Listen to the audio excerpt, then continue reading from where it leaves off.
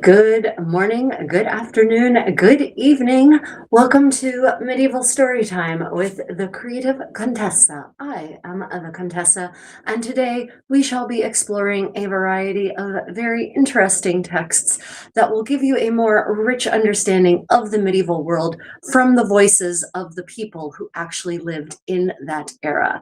So, of course, as is typical, we're going to start with my getting dressed, and then we shall get into the texts. So, of course, the traditional question I always ask is, can you hear me? Because technology is a bitch, and I have a ongoing civil war, engaged in an ongoing civil war with technology. Well, for the getting dressed process, as you see, I am starting off in my camicia. I shall be dressing in 1480s Florentine today, as I have been pretty much every day these last couple of live streams. For no particular reason other than today we will actually be reading some texts from the great city-state of Florence from this era, so I thought it would be appropriate to be dressed in such a manner. But I'm not going to change clothes for every single text. I don't have, for instance, 10th century Byzantine clothing. Right, so the camicia is made of linen, and it is what's called geometric construction. It consists of two long rectangles in front and back, and two squares in the armpit, and then two rectangles, one for each sleeve. So basically it is just four rectangles and two squares, and that is the basic pattern. And this is the pattern that we see in extant camicie from both 15th century Germany, or Austria rather, and 16th century pretty much everywhere in Europe. So it is a tried and tested construction method. And there are apparently some extant camicie from the 15th century at an Italian castle, but unfortunately the castle owners do not wish for the studies that were done on those garments to be made public. They don't even want people to know where the castle is. So unfortunately, I have not been able to get my hands on the reports about those linen undergarments. It's very frustrating, actually. I wish that the owners of that castle could be persuaded to share such a valuable information with the rest of the world. I'm not certain what they think is going to happen. It's not as though a horde of fashion historians are going to show up at their door all at once. For one, this is a very niche area of interest. For two, most fashion historians can't afford to just jump on a plane and go to Italy. Well, anyway, just checking. By pattern, she means the cut and not the stripes. Yes, so hi, Shellback Bow. Mistress V, lovely to see you. Just checking back through the thing. Good morning, how was the mincemeat pie? The mincemeat pie turned out, oh, damn it. I'll go grab it. After I'm dressed, I'll go grab it and I'll show it to you in its morning after state. The mincemeat pie turned out amazingly delicious. It was absolutely scrumptious. For those who don't know, I hosted a medieval cooking party last night, and you can watch that recording if you want to see the entire process of recreating an original 15th century Italian recipe. And the mincemeat pie, we made it with lamb, and I tried it last night after it had cooled enough to not be dangerously hot anymore, and it was so delicious. The broth basically turned into this silky, beautiful sauce that just coated every single bit of the meat in the pie. The flavors were rich but not overpowering. There are some lessons learned. The next time I would definitely make the pie with more raisins, probably twice as many raisins. So instead of like the half cup, I'd probably put a cup of raisins or more in, especially because I'm a patrician of Florence and I can afford lots of raisins in my mincemeat pie. I would also add salt the next time to the meat mixture, and I would actually baste the top pie crust in butter before putting in the oven so that the butter soaks into the crust and becomes extra delicious. That is a technique that is attested in multiple recipes, so it's not just me making things up, right? When it comes to these pie crusts, in medieval recipes, often we have to extrapolate from 4 or 5 or more different recipes to get a complete idea of how to properly prepare a pie crust for a medieval pie, because it was such a common practice, or it was considered to be outside of the purview of a cookbook because the pastry chef was a different person than the cook, that is just often not treated in any kind of cohesive way in actual recipe, or it's never treated in a cohesive way in a medieval recipe. Right. Okay. So yes, the pattern I'm talking about is, when I say pattern, when I was talking about the camicia, I was talking about the way in which the undershirt, the smock, is constructed. Yeah, the stripes are woven into the fabric. Now that I'm all laced up, I just need to adjust my camicia a little bit. Adjust the sleeves of the camicia so that it actually comes all the way to the front of this oversleeve, because one of the main goals, as many of you know, of the linen undergarments in the pre-modern era, before the 20th century, in fact, well, before the before the more recent times, in fact, the function of these shirts was to keep your overgarments clean from the evils of your skin, from the oils, from the dirt that accretes in those oils, right? And then that will then rub off onto your garment. The idea is that all of those oils and dirt should rub off onto this layer, and this layer can be washed in the most abusive way you can possibly imagine. It can be boiled, it can be scrubbed, it can be churned, it can be laid out in the sun and bleached, whereas this layer, you can't do that to this layer. This is silk, hypothetically. It isn't technically, but it would be silk. It would have been silk. It should have been silk. And you can't do that to silk without causing extreme damage to the fabric itself and the shape of the garment. So the general idea is you wear a washable underlayer. That layer gets washed regularly and heavily, and the overlayers only get spot treated as necessary.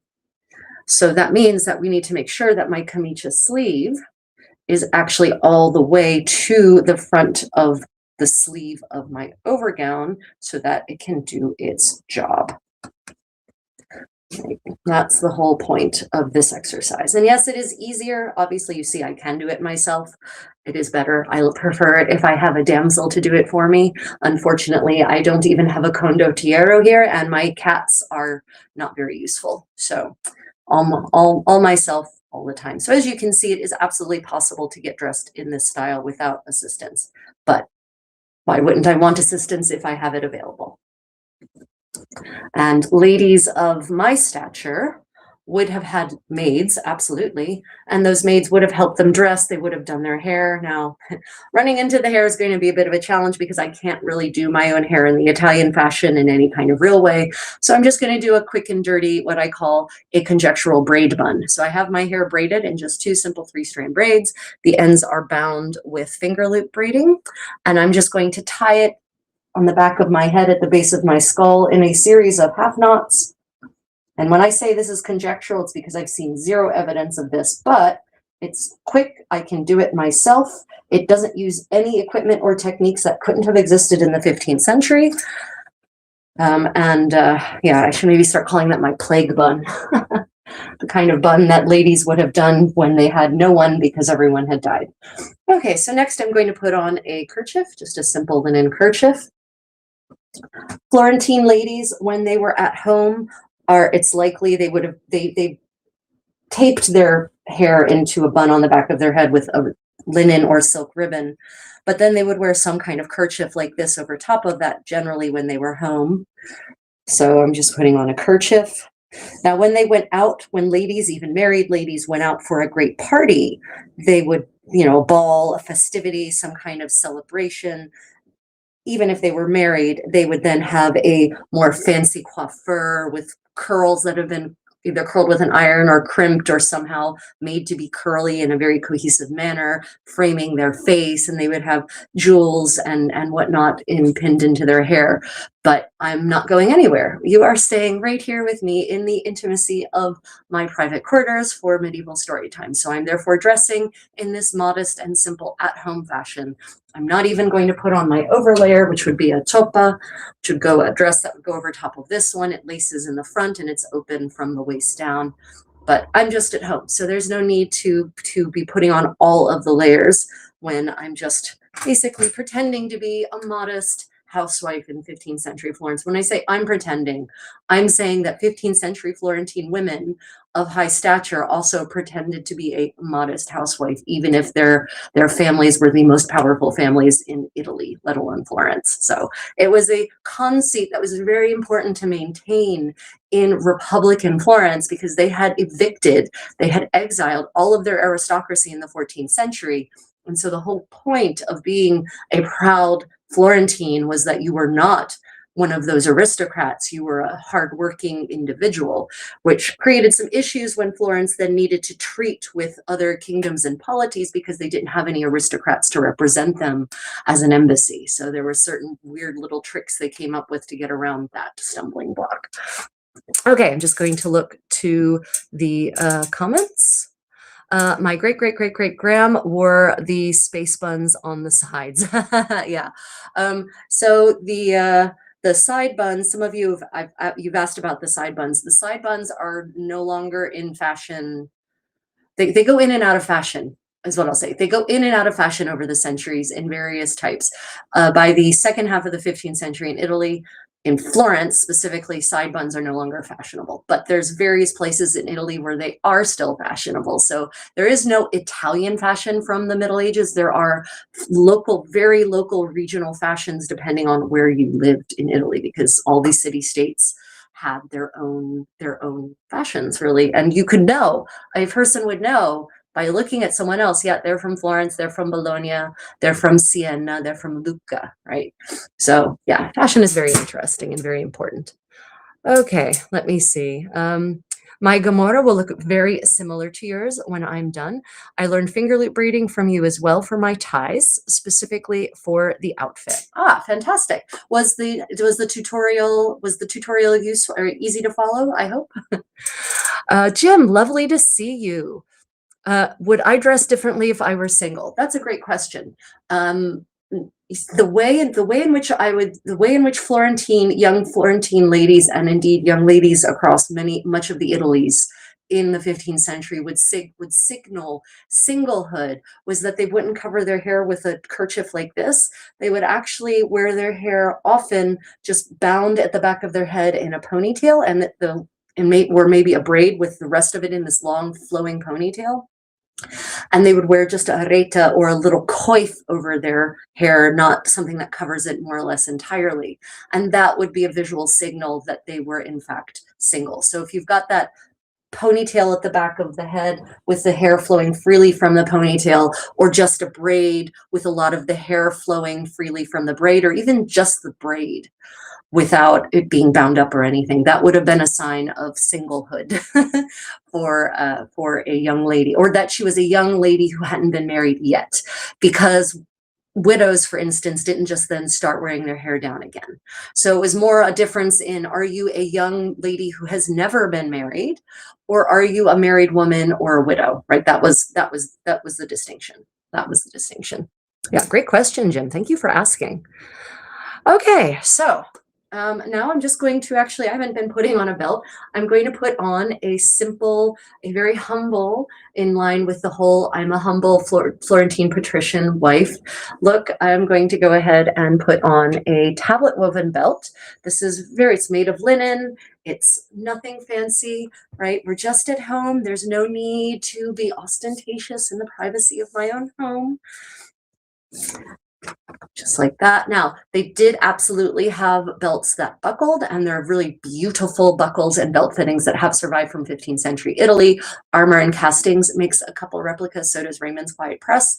I'm hoping I can get a set from Armor and Castings, actually, and use that to make it into a beautiful silk velvet belt. I will actually reach out to them and ask about that as a potential collaboration going forward, because the beautiful belts that we have that have survived from 15th century Italy are stunning. There's one in the there's one or maybe even two that are in the V&A, actually, the Victoria Albert Museum.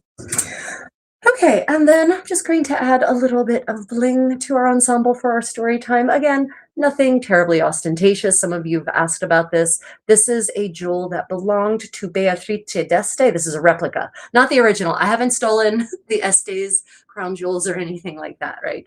This is a replica by Armor and Castings of Beatrice d'Este's jewel, and they did such a splendid job on it. You can buy this on their website, armorandcastings.com, and Contessa 10 will get you an extra 10% off. And if you are wondering, men would have also, Italian men, Englishmen, everyone, all men across all of 15th century Europe, including Ireland, most likely, wore jewels like this, exactly like this. These jewels were not gendered. They really weren't. The jewels that men were wearing were the same as the jewels that women were wearing in this era. So jewelry was not yet, this kind of jewelry, these kind of pendants were not gendered. So if you're a man and you like this, you can absolutely purchase one. Men would have worn them slightly differently, maybe, but men also wore pendants. Men wore them on their hats. Men could wear them pinned to their breast. Men could wear them on their sleeve, almost exactly the same way that women wore them. So yeah, beautiful jewel by Armor and Castings. So I'm just going to put on this modest little jewel. If it were a real ruby and a real sapphire, there would be nothing modest about it in reality. But you know, it doesn't look ostentatious, shall we say, at first at first glance. It seems modest until you consider what it might actually be. These are not real sapphires and real rubies, though. These are either glass or I think they're glass. Yeah. They might be synthetics, but I think they're probably glass. Okay, so let me see. Don't forget to, oh yes, thank you all. Thank you, Shellback Bow. How would a widow wear her hair to show she's open for a second marriage? She wouldn't have. There would have been no difference as far as I can tell. How would a widow have worn her hair to indicate that she's ready for a second marriage? She wouldn't have.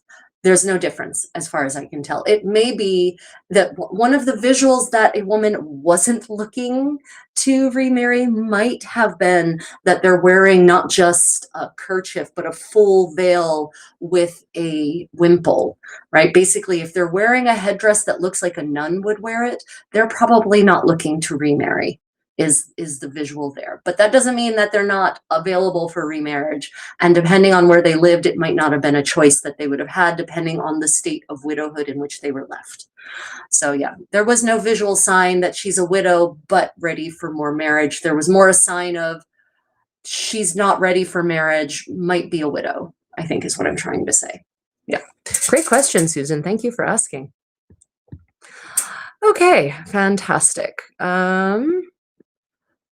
Let me see. Oh, your tutorials are the best. I have been watching your long form Gomorrah video at least 10 times now as I'm working on. Oh, thank you. Fantastic. It's really good to know when a video like that took literally over 1,000 hours to put together.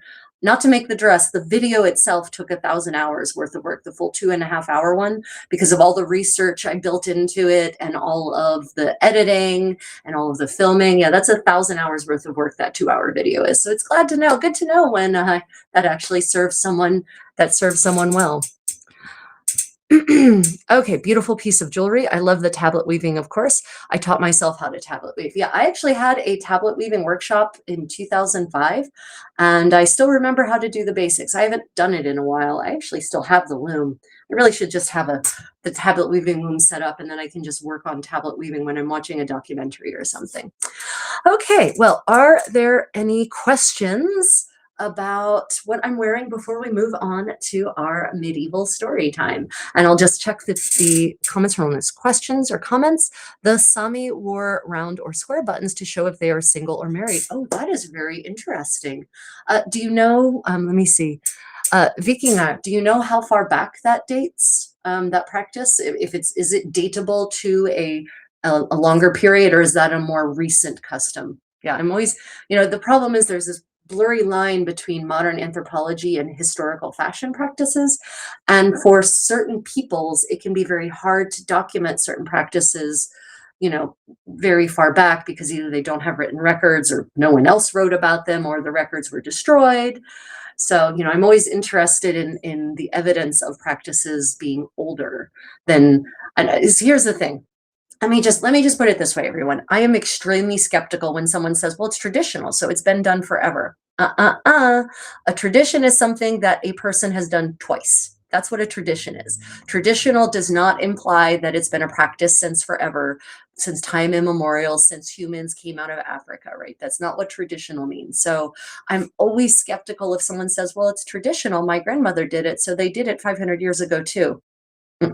That's why I'm always interested in the evidence of practices, real evidence from the era of something either archaeological or textual or even artistic, of something of practices being older. Yeah.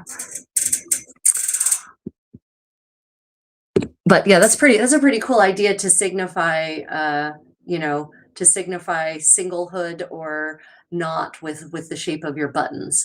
That's pretty, especially if your garments have a lot of buttons on them, then it will be pretty visually obvious pretty early on. Okay, well, oh, thank you for that compliment, Mistress V. Really appreciate that. So everyone, we are now therefore to the medieval story time component of our day. So I have a couple of selections for you today. And oh, wait, but I promised you I would show you the pie. Would you all like to see what the meat pie looks like the next day missing a piece? Okay, I'll go grab it really quickly. Still here. Don't go away. I'll be right back. I'm coming. I've got the pie in my hands. Here it is. Okay, so this is, for those who are wondering, this is a traditional Korean clay pot made by hand thrown by a potter. And actually this one, yeah, I think this was thrown. I think this was well thrown by a Korean potter. It is, I can cook on the stovetop with this. I can cook in the oven with this. And it even has this fantastic space. So if I wanted to do coal baking, meaning putting coals on top of it, I could totally do that with this. So I don't have any of my medieval European stuff with me, but this is a historical Korean piece. Okay, so we put the meat pie in here. Oops, sorry, that was louder than I wanted it to be. And you can see the big chunk that I took out of it. You can see how nicely browned that crust is. And gosh, it smells so nice. It really does. It smells gorgeous. So yeah, that is what the pie looks like. And I think I could probably flip it over and get it out of the torta, the tort pan if I wanted, but there's no need to. It's the best thing about this clay pot for cooking is that I can literally just put a lid on it and shove it in the fridge without having to transfer any leftovers to another container. So I love this thing so much. It was a gift back in 2016 when I left Korea the first time, and I use it so often. Fantastic. And it's really relatively non-stick. So yeah, this is how the pie turned out. Very exciting. If you want to see how this medieval meat pie was made, it's an Italian meat pie from the 15th century, from the papal court. If you want to see how this pie was made, then there's a recording of the live stream on my YouTube channel. You can check that out. Yep. Medieval Cooking Party Christmas Special, I think it's called. Okay. Well, then let us get on to our medieval story time. So I'm going to show you first, tell you about the books from which we're going to be reading today. The first, some of you, we've had readings from this before, but if you're new to my medieval story time, then welcome, and this is the format. I have here a medieval miscellany. This is an excellent book compiled, selected with selections by Judith Herren, right? Or it might be Judith Herren. It depends on whether she's German or not. If she's German, her name is Judith Herren. If she's American or in England, then her name is Judith Herren, I guess. And she has compiled this amazing selection of primary source chronicles from across the medieval world, not just Europe, by the way. And she has put it together with this gorgeous book with illuminations, contemporary medieval illuminations and depictions to every single page. So the book itself is like an illuminated manuscript. So it is a gorgeous book, right? It is really beautifully and carefully and lovingly put together. A medieval miscellany. Highly recommend it. There isn't much in the way. There is a little bit of explanation for each text, but not much. So that's the only place where I feel it falls down a little bit. There's not much commentary on the text. On the other hand, that allows you, the reader, to come up with your own conclusions and understandings of the text. So that's not necessarily a bad thing, right? You can see I have marked many different spots for reading. And the nice thing about this book is that it really does give you this cross section of medieval society across almost the 1,000 years of the Middle Ages, right? Like the earliest text comes from the 6th century, I think, in here. And it's art, not just medieval art, original medieval art, not just from Europe, but there's Middle Eastern art, there's Eastern Asian art depicting people. So you really do get a very interesting literary and visual image, visual window of the medieval world, covering all aspects of medieval life, not just philosophy, not just science, not just the usual things that a lot of these compilations cover. This goes into the nitty-gritty of daily life and aspects of medieval life that a lot of textbooks never talk about, because why would we talk about what it was like to be a medieval person on a day-to-day basis when we can just talk about great man history, right? In case you're wondering, I hate great man history. It bores me to tears. Battles and dates, right? Boring. Who cares? That doesn't connect me to those people in any way. What connects me to the past and to our ancestors is understanding how they lived. So if you're interested in understanding how people in the past lived, especially through firsthand experimentation, my channel is the channel for you. If you want to learn about great man history, I'm not their channel. Okay, just questions. Jim O'Neill says, does it work like a Dutch oven would? The clay pot, that is. Right, so before we get to our readings, I'll just bring this back out. Yes, this clay pot can work very much like a Dutch oven, like exactly like a Dutch oven, except that it's clay. So 100%, a Dutch oven is a cast iron version of this. This is a clay version of a Dutch oven, 100%. You can put coals on the top, you can put coals underneath, you can put direct flame on it, it can go into the oven. So very versatile, just fantastically versatile. I love this thing. Yep. Right.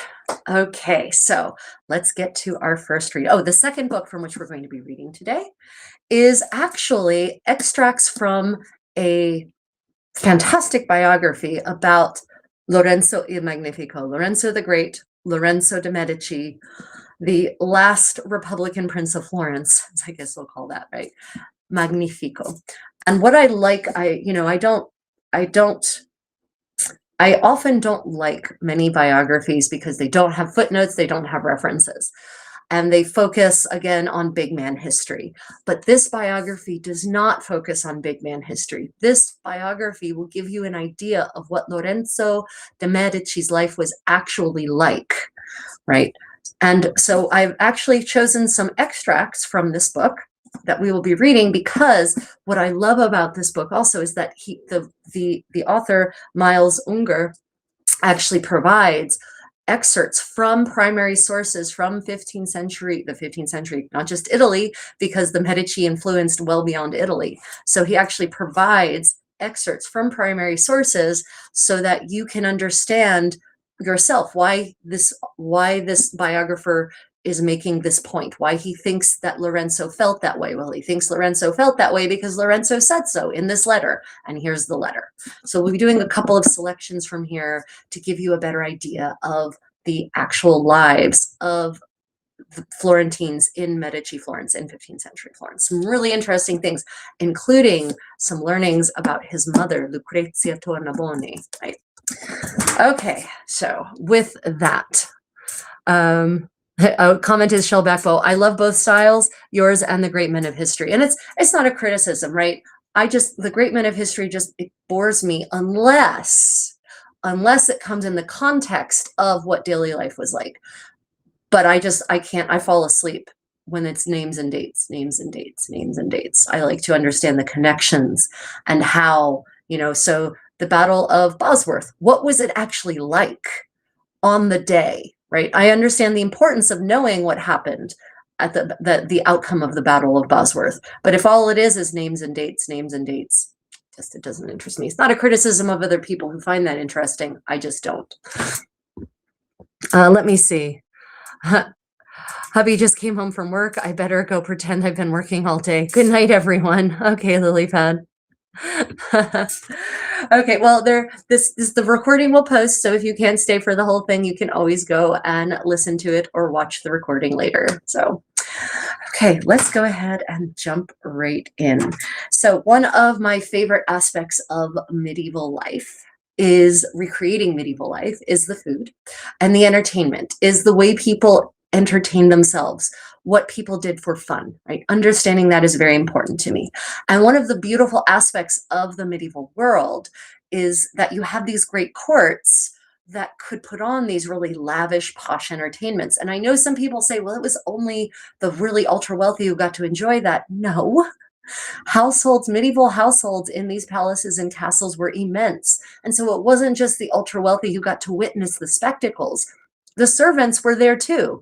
They might not have been eating at high table, but they at least got they got the scraps from the tables, and they also got to see and witness these spectacles. So I'm going to bring you to, therefore, Constantinople, right? We are now in the Eastern Roman Empire, and it is the 10th century. And this is an excerpt from a chronicle written by Luitprand, the Bishop of Cremona, in 949. So we're in the 10th century, right? And this is fascinating because it's a travel vlog, because the Bishop of Cremona traveled to Constantinople and he recorded what he saw there. And the interesting thing about the original language version of this text is that he wrote in Latin, but he sprinkles it with Greek phrases, right? So in this translation, the translator has specifically translated this into English, but the Greek phrases they have rendered in French so that you get a feel for what it would be like to read this if you were reading this in Latin and Latin was your language. And then you're just stumbling across these random Greek phrases that have been peppered in like fine spices, right? Okay, so the Bishop of Cremona, Luitprand, is at the court in Constantinople, and he attends this feast, and he describes an after-dinner entertainment, right?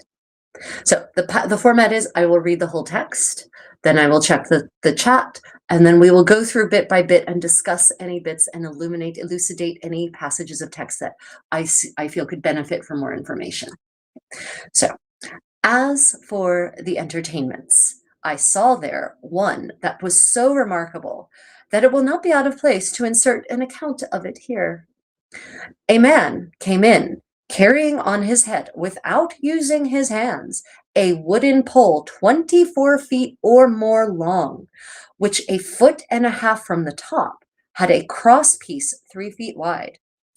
Then 2 boys appeared, naked except for loincloths around their middle, who climbed up the pole, did various tricks on it, and then came down headfirst, keeping the pole all the time as steady as though it were rooted in the earth.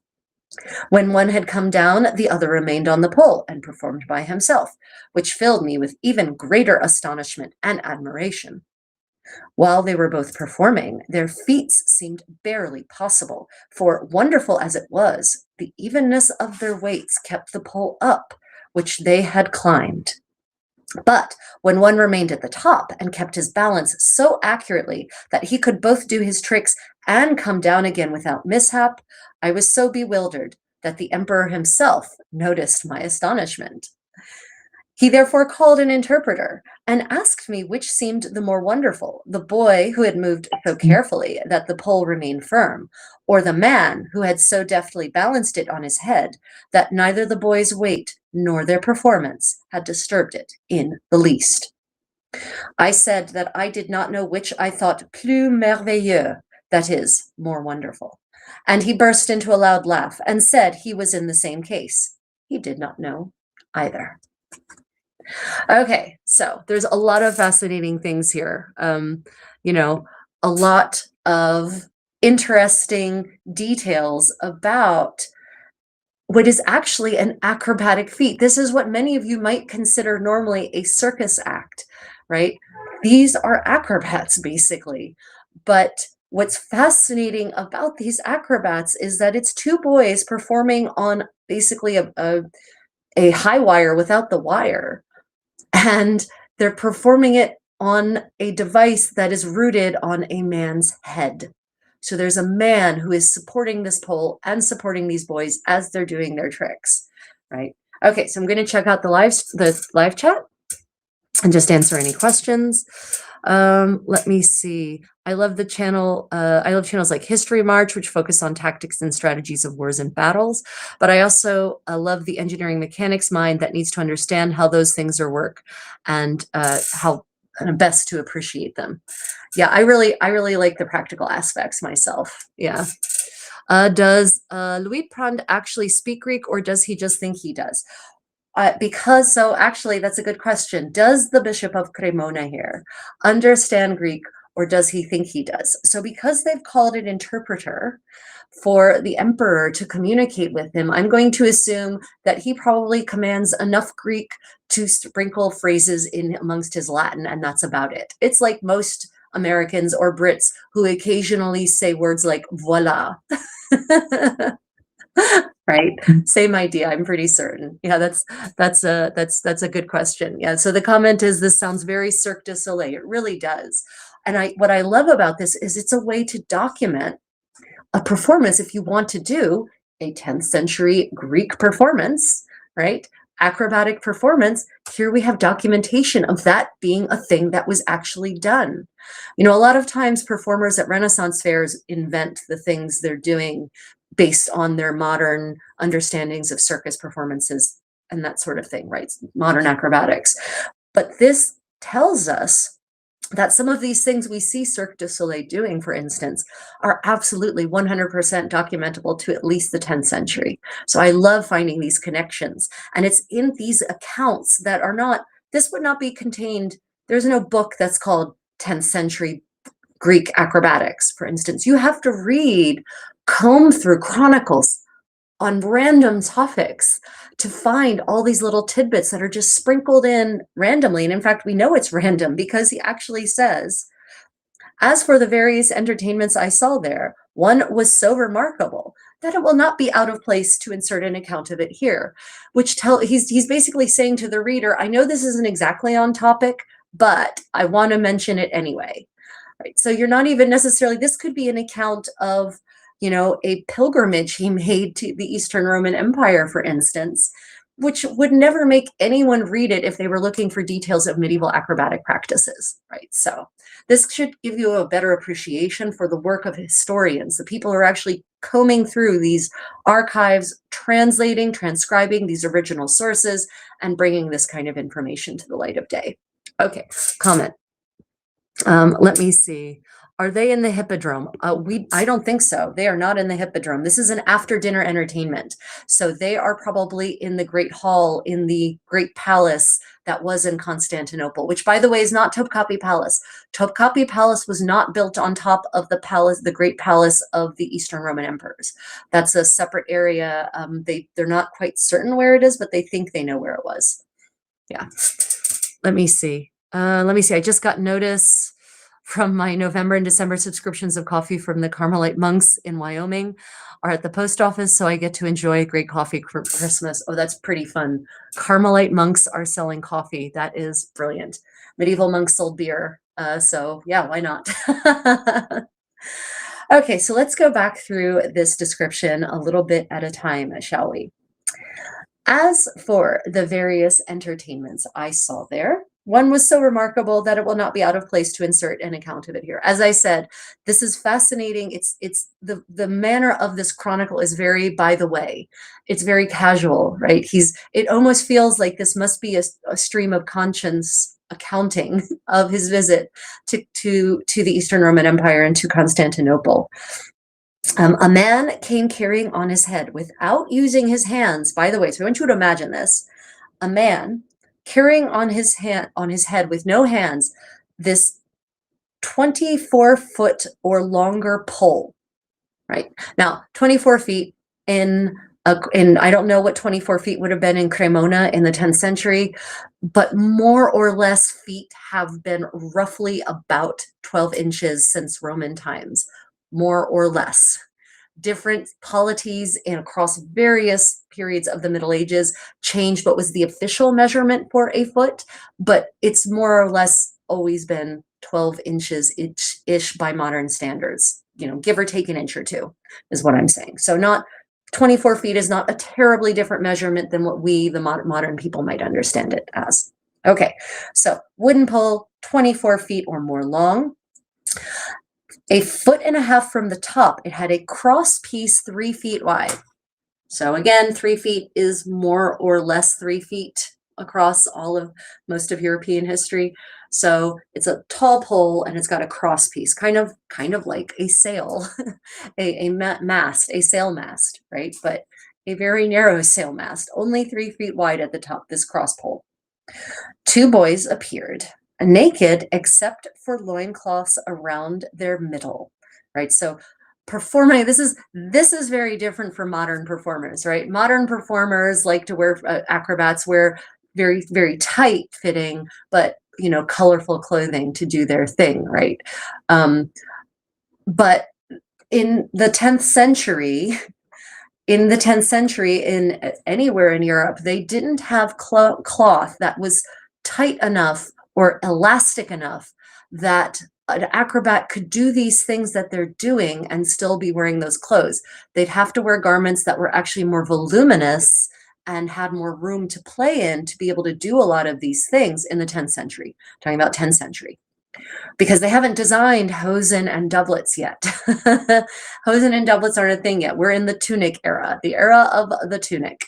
And so there's, wearing a tunic that would have enough play in it for them to be able to move would actually interfere with their ability to balance and their ability to do things with their hands and legs. So acrobats in the 10th century are therefore wearing not much. They are wearing just a loincloth, wrapped, girded around their middle, right? So these 2 boys. Now, boys, the problem is that the word boy is like the word girl, and it can either apply to, a child, or it can apply to a youth, someone who's actually post-pubescent and just young. We don't know.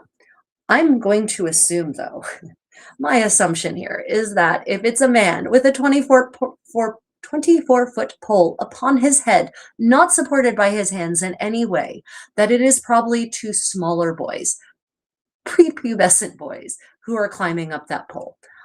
That's my assumption here. Whether that's true or not, it's unclear. This is where I like to emphasize how we might automatically interpret a passage a certain way, but it might not be what we modern people think it is. Yeah. I love your outfit.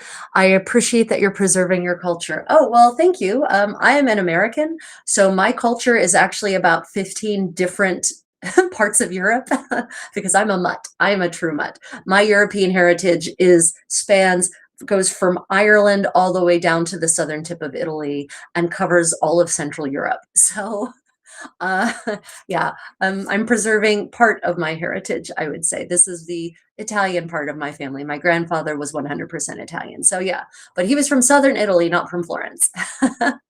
But thank you for that compliment anyway. I like how people think back then that everyone was so shocked by the body. Here, the boys in basically underwear, throwing and contorting body in front of mixed company. Yeah, 100%. So the medieval people pre-Reformation, let's talk about nudity and medieval mores, shall we?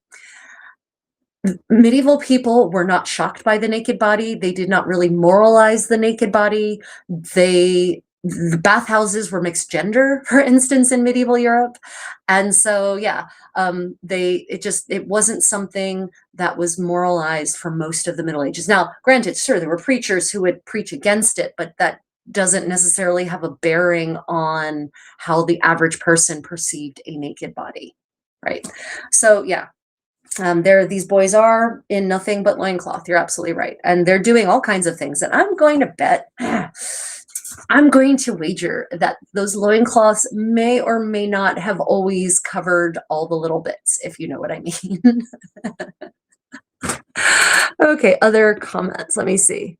Okay, great. That's a very good observation, Shellback, though. Very good observation. Okay, moving on. The 2 boys appeared naked except for loincloths, who went up the pole. They did various tricks on it and then came down head first, keeping the pole all the time as steady as though it were rooted to the earth. It's not rooted to the earth. It's rooted to someone's head and neck. So that's amazing. But also, I want you to imagine this. They're coming down head first. That means they're climbing down the pole head first. They're not sliding. I mean, I don't think they're sliding. He didn't said sliding. They come down the pole head first. They could slide down the pole, but they might actually be climbing their way down the pole. I have seen modern acrobats do this. It takes amazing core strength and amazing upper body strength to be able to climb yourself head first down a pole without just letting gravity take over and, sink you into the earth. Super impressive feat. When one had come down, the other remained on the pole and performed by himself, which filled me with even greater astonishment and admiration. And so now we're left to imagine what it is this young man was doing up there by himself. These young men were doing when they were up there by themselves. What sorts of feats were they performing? Somersaults around and around, like who knows, but it leaves it to the imagination. And I'm going to wager that probably anything you can imagine would have been accurate and done. If it falls within the realm of physics, that's probably accurate. So all of these things you see these Cirque du Soleil performers, for instance, doing, probably these boys were doing it in the 10th century, balanced on a 24-foot pole on a man's head. While they were both performing their feats, that seemed very possible, while they were both performing, their feats seemed barely possible. For, wonderful as it was, the evenness of their weight kept the pole up, which they climbed balanced. But when one remained at the top and kept his balance so accurately that he could both do his tricks and come down again without mishap, I was so bewildered that the emperor himself noticed my astonishment. Right, so this is an interesting insert mention here. I feel like this might be the 10th century equivalent of name dropping, right? Because in the 10th century, the Eastern Roman Empire is still powerful. It's still regarded across all of Europe, from Ireland all the way to the east and the south of Europe. It is regarded as a splendid, magical court, mythical practically, grand and splendid. So by name dropping that the emperor noticed his guest and then engaged with him, that's a 10th century name drop. Good job, Louis-Prand. Nicely done. Well played, sir. Okay, so he therefore called an interpreter and asked me which seemed the more wonderful, the boy who had moved so carefully that the pole remained firm, or the man who had deftly balanced it on his head that neither the boy's weight nor their performance had disturbed it in the least. Right. So key here, he called an interpreter. So that's what tells us that Louis-Prand's Greek is not conversational. It's either not conversational or he's pretending it isn't because he doesn't want to embarrass himself. So I'm going to stop there. I'm a professional linguist. I'm going to insert my own thing there. I'm a professional linguist. I'm a professional translator, and I have lived around the world and traveled around the world. And I cannot tell you how many people have claimed to me that they don't speak English good enough to converse with me. And then I find out that their English is actually perfectly excellent. So it could be a case of this bishop pretending modesty. It could be a case and thinking his Greek wasn't good enough. It could be a case of him pretending his Greek wasn't good enough so that he could maintain a balance of power, right? By using an interpreter rather than conversing directly. There's a couple of options there. We don't know what the real situation was. Did he speak Greek? Did he not? I know a lot of people who pretend they don't speak English well enough so that they can stay in their more comfortable language rather than speaking in English. And that's not a judgment. We all do that. Like I do that. I pretend, I tell people my Korean is that of a 4-year-old so that I don't embarrass myself by stumbling through it, right?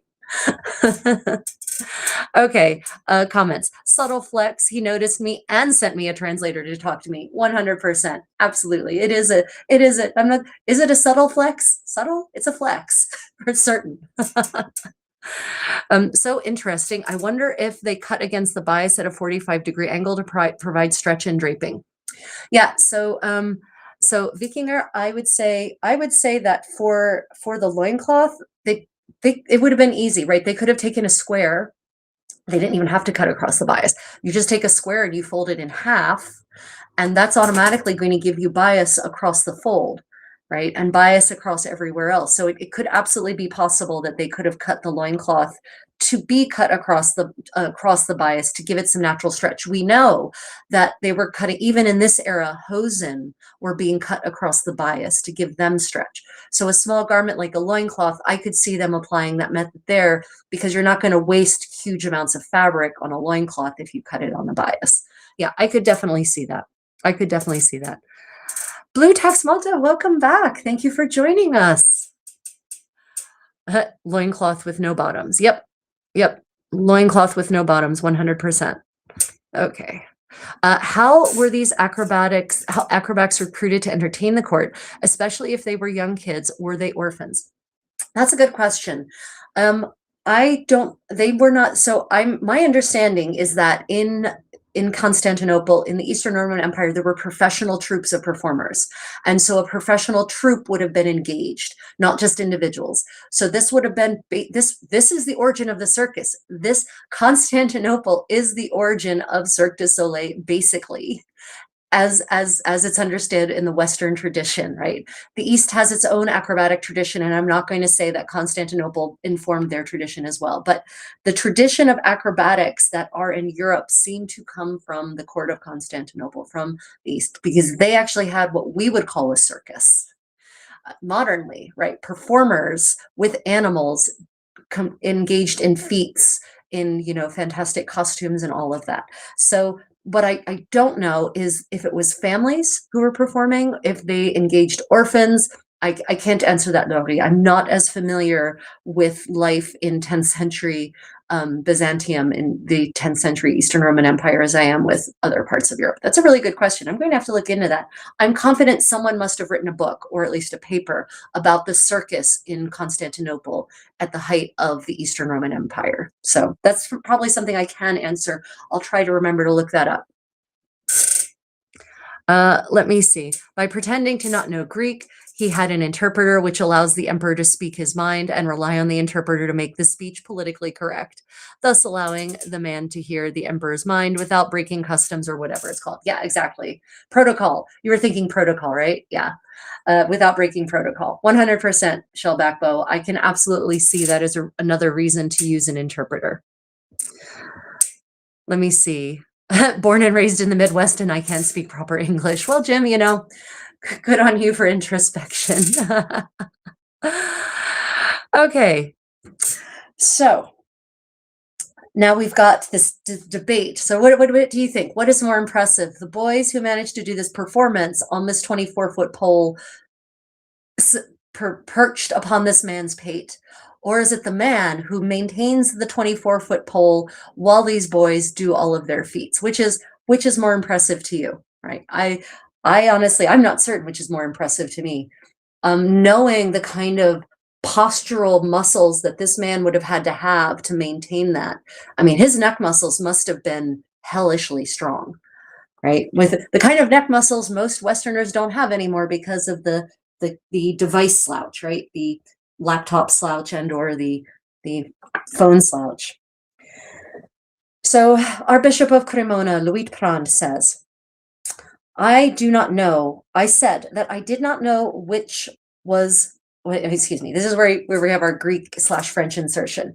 I said that I did not know which I thought plus merveilleux, that is more wonderful. I mean, I love how he provides the translation in the text. Just for any of you ignorants who only speak Latin, I'm going to translate the little Greek that I've peppered here like spice, right? I'm going to translate it for you. I did not know which I thought plus merveilleux, that is more wonderful. And he burst into a loud laugh, the emperor did, and said he felt the same way. He did not know either.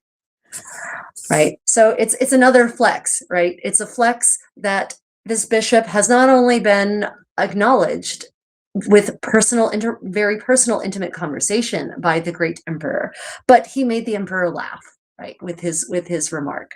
So there's, it's this little text is full of subtle flexes. And that's no doubt why it gets inserted here in the first place. I'm not certain if it's so much about the entertainments that he saw or the fact that he got to interact with the emperor because of said entertainments. Both, it could be included for both reasons, but understanding the medieval mindset, well, the human mindset, forget the medieval mindset, the human mindset, I'm leaning more towards it's more about the flex and less about the entertainment.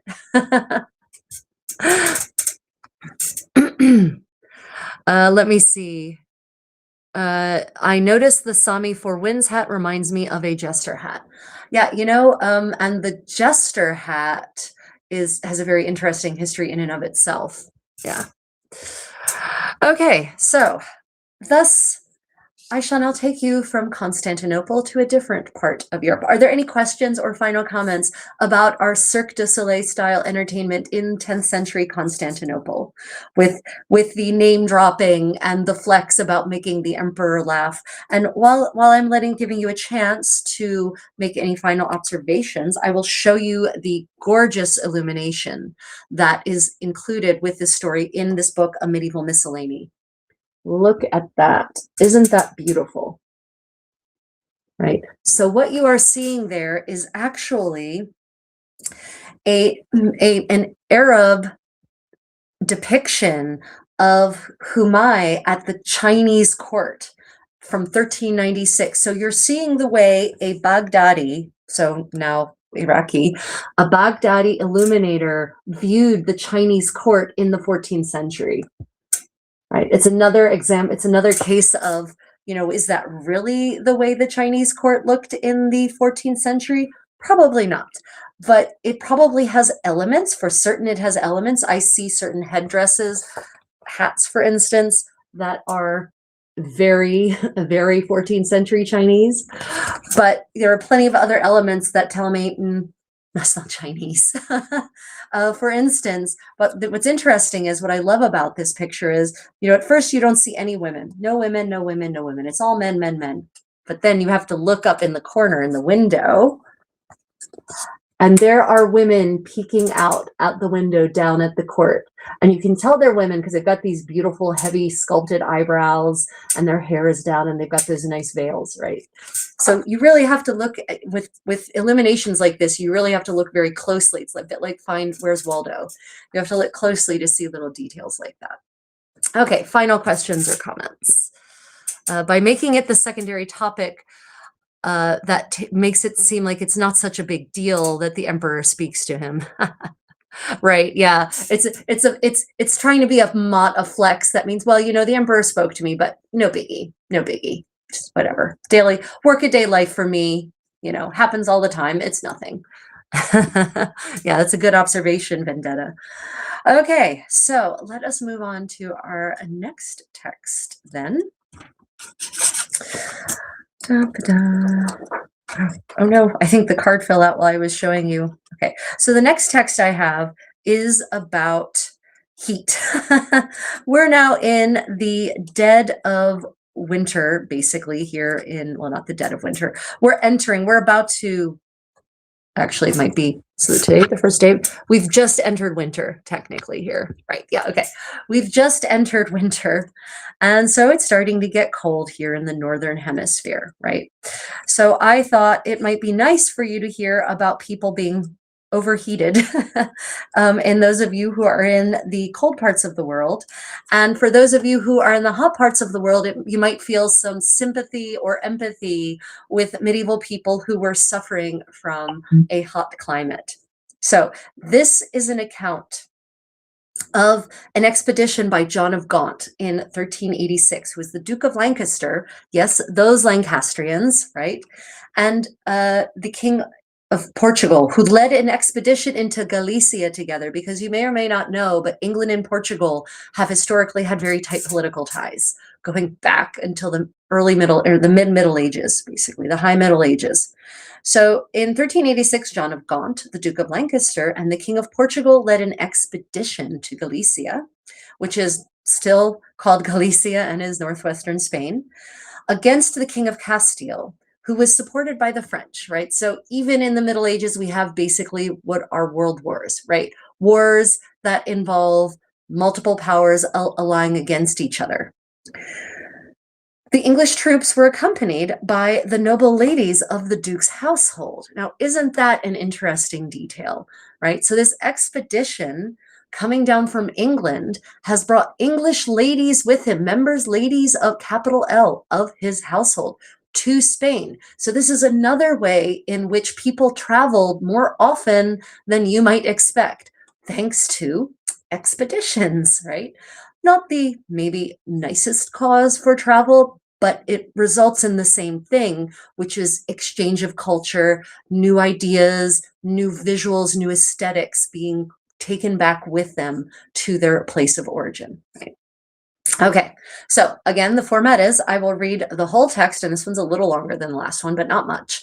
And then we will go back through, we will read various sections together and discuss more important details. And of course, I will check the comments. So first, one last look at the comments.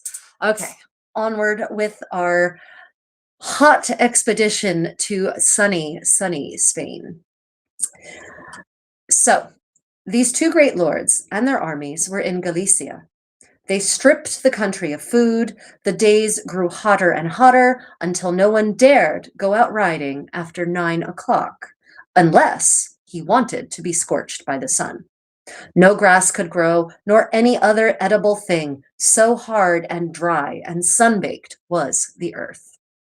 The knights and squires saw how dangerous the situation might become, and the shortage of foodstuffs, and the increasing strength of the sun.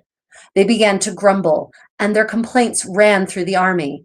This campaign is shaking out badly. Two things tell against us particularly. We are taking the women with us, and they always want to sit about. This Spanish land is not a pleasant one, agreeable to campaign across as France is, with all those big villages, that rich country, those cool rivers, lakes, and pools, mild and palatable wines to give new strength to fighting men, and a temperate climate. Everything is different here. The summer wore on, and the sun rose higher in the sky, and the days became marvelously hot. It was around midsummer, when the sun is in his strength and pride, especially in those countries of Spain and Granada, and the kingdoms far from the regions of the north. Since the beginning of April, no moisture had descended on the earth, neither rain nor dew, and the grass was burnt brown. The English ate quantities of grapes when they could get them, because they were refreshing and juicy, and then they drank those strong wines of Lisbon and Portugal to quench their thirst. But the more they drank, the hotter they became, for the wines burnt their livers and lungs, and all the entrails of their stomachs, being quite foreign to their natural diet. The English live on mild-flavored food and good, heavy ales, which keep their bodies humid. Now, they had dry, sharp wines and drank copiously to forget their sorrows. The nights there are hot after the heat of the previous day, but near the dawn, the air suddenly grows cold. This caught them unawares, for at night they could not bear to have a blanket over them and slept naked because heated by the wine. Then came the morning chill, which struck through their whole bodies, giving them sickness and fever and afflicting them with dysentery, of which they inevitably died. It was the same with barons, knights, and squires as with humble people. These are the fortunes of war. It must be said that the Duke of Lancaster and Castile would never have lost so many good men in battle as died of illness in that campaign. He himself nearly died of the epidemic, out of 1,500 men-at-arms and a full 4,000 archers, whom the Duke of Lancaster had led out from England. Not more than half returned, or even fewer. Okay, so it's a bit of a downer. It's a bit of a downer. Okay, I will check the comments now, and then we will go back through section by section. Let me see. World wars in medieval days, hard to get your mind around. Yeah, it is. But they called the original World War I was called the Great War. It wasn't called a World War, right? Because it was because of its scale. And it's only with that idea that the idea of referring to a war as a world war actually arose. But, the idea of fighting with multiple sides, multiple factions on each side across multiple fronts is not a modern one. Yeah. Even back then, Brits got Spanish belly. Yep. So true. Yep, they did. So funny. Yeah, there's so many fascinating details here. So first off, this chronicler is not English. I think it's a Spanish chronicler. Right. So, or could even be Portuguese, might be a Portuguese chronicler actually, but not English. So there's some funny observations here, which are then tempered by the darkness of the end of this particular passage. Okay, so let's start up here. So these two great lords and their armies were in Galicia, northwestern Spain, still Galicia to this day. They stripped the country of food, right? And that is unfortunately what armies in the Middle Ages do. So people often ask me, well, how did medieval armies feed themselves? Okay, so they did usually start off with some provisions, but as they went along, they ate through their original provisions and they re-provisioned usually by looting.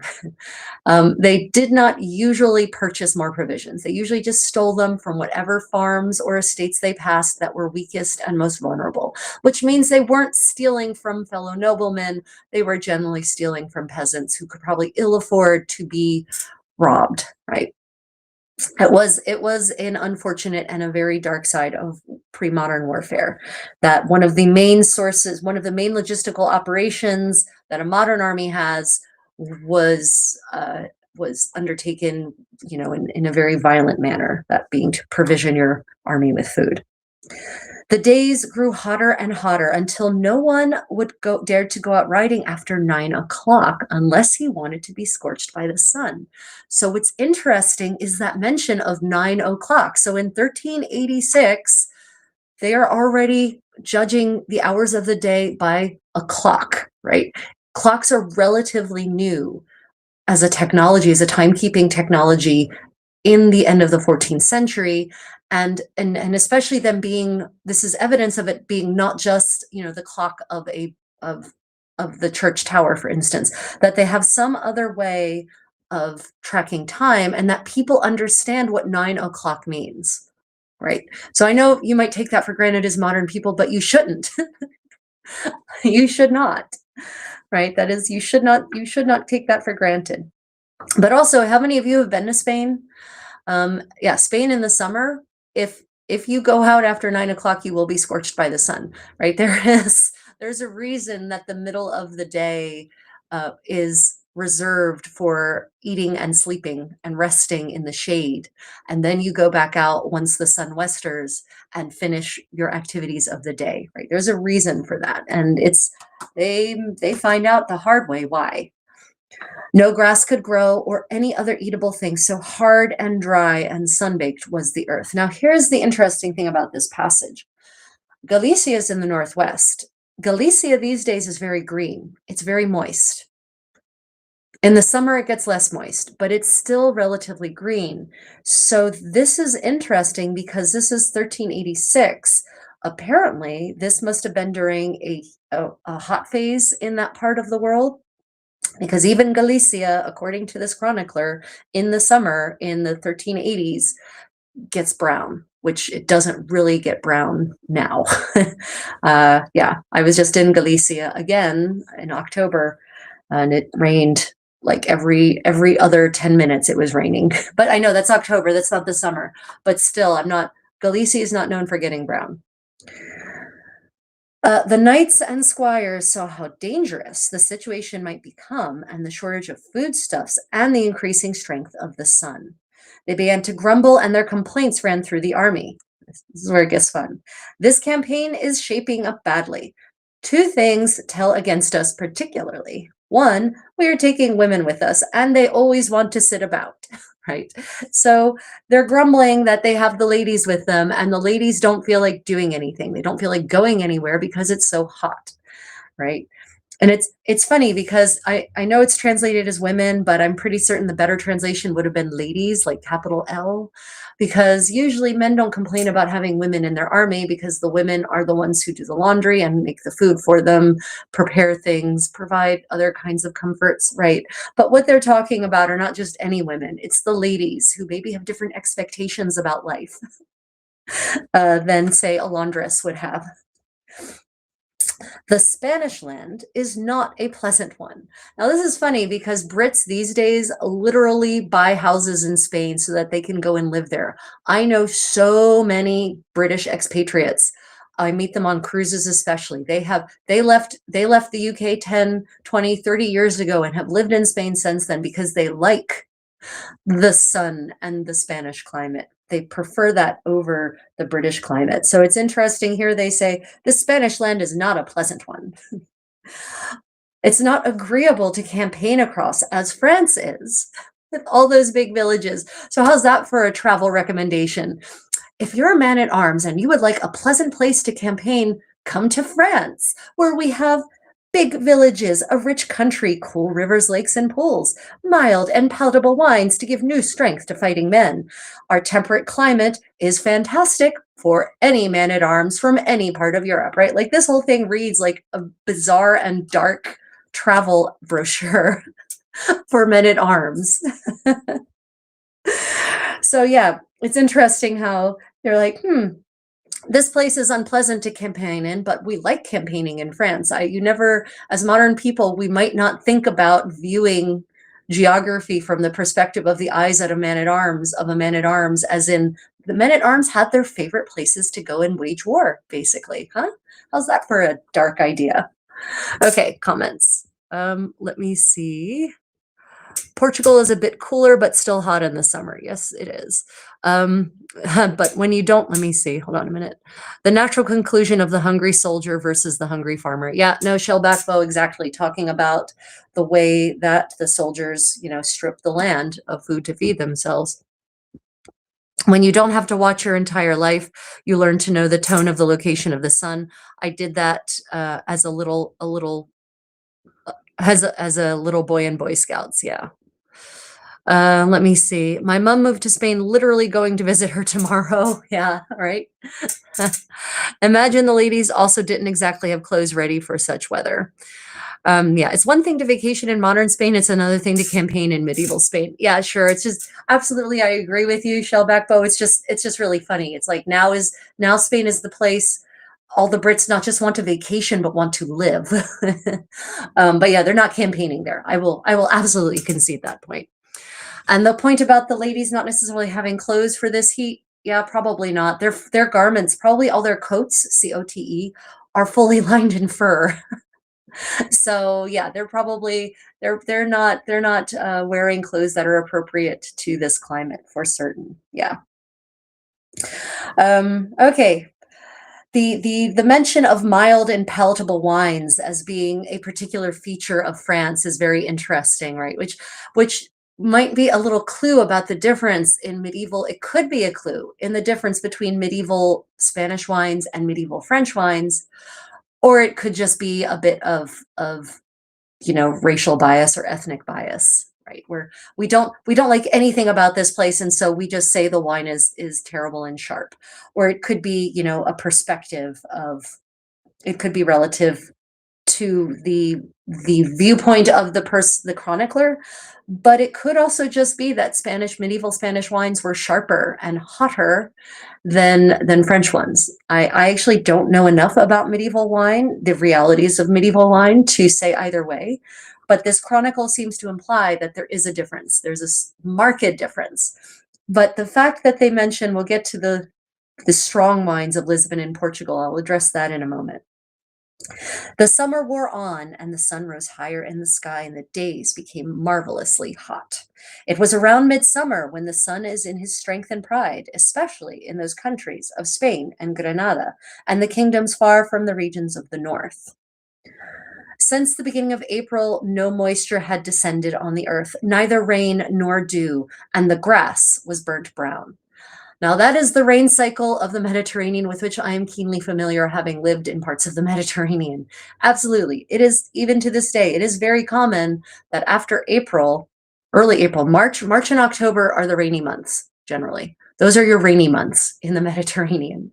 And in the summer, yeah, after early April, generally rain does not really fall in any kind of quantity. Granted, modern weather patterns are completely off the charts, unpredictable because of climate change, but still, in general, that remains true to this day.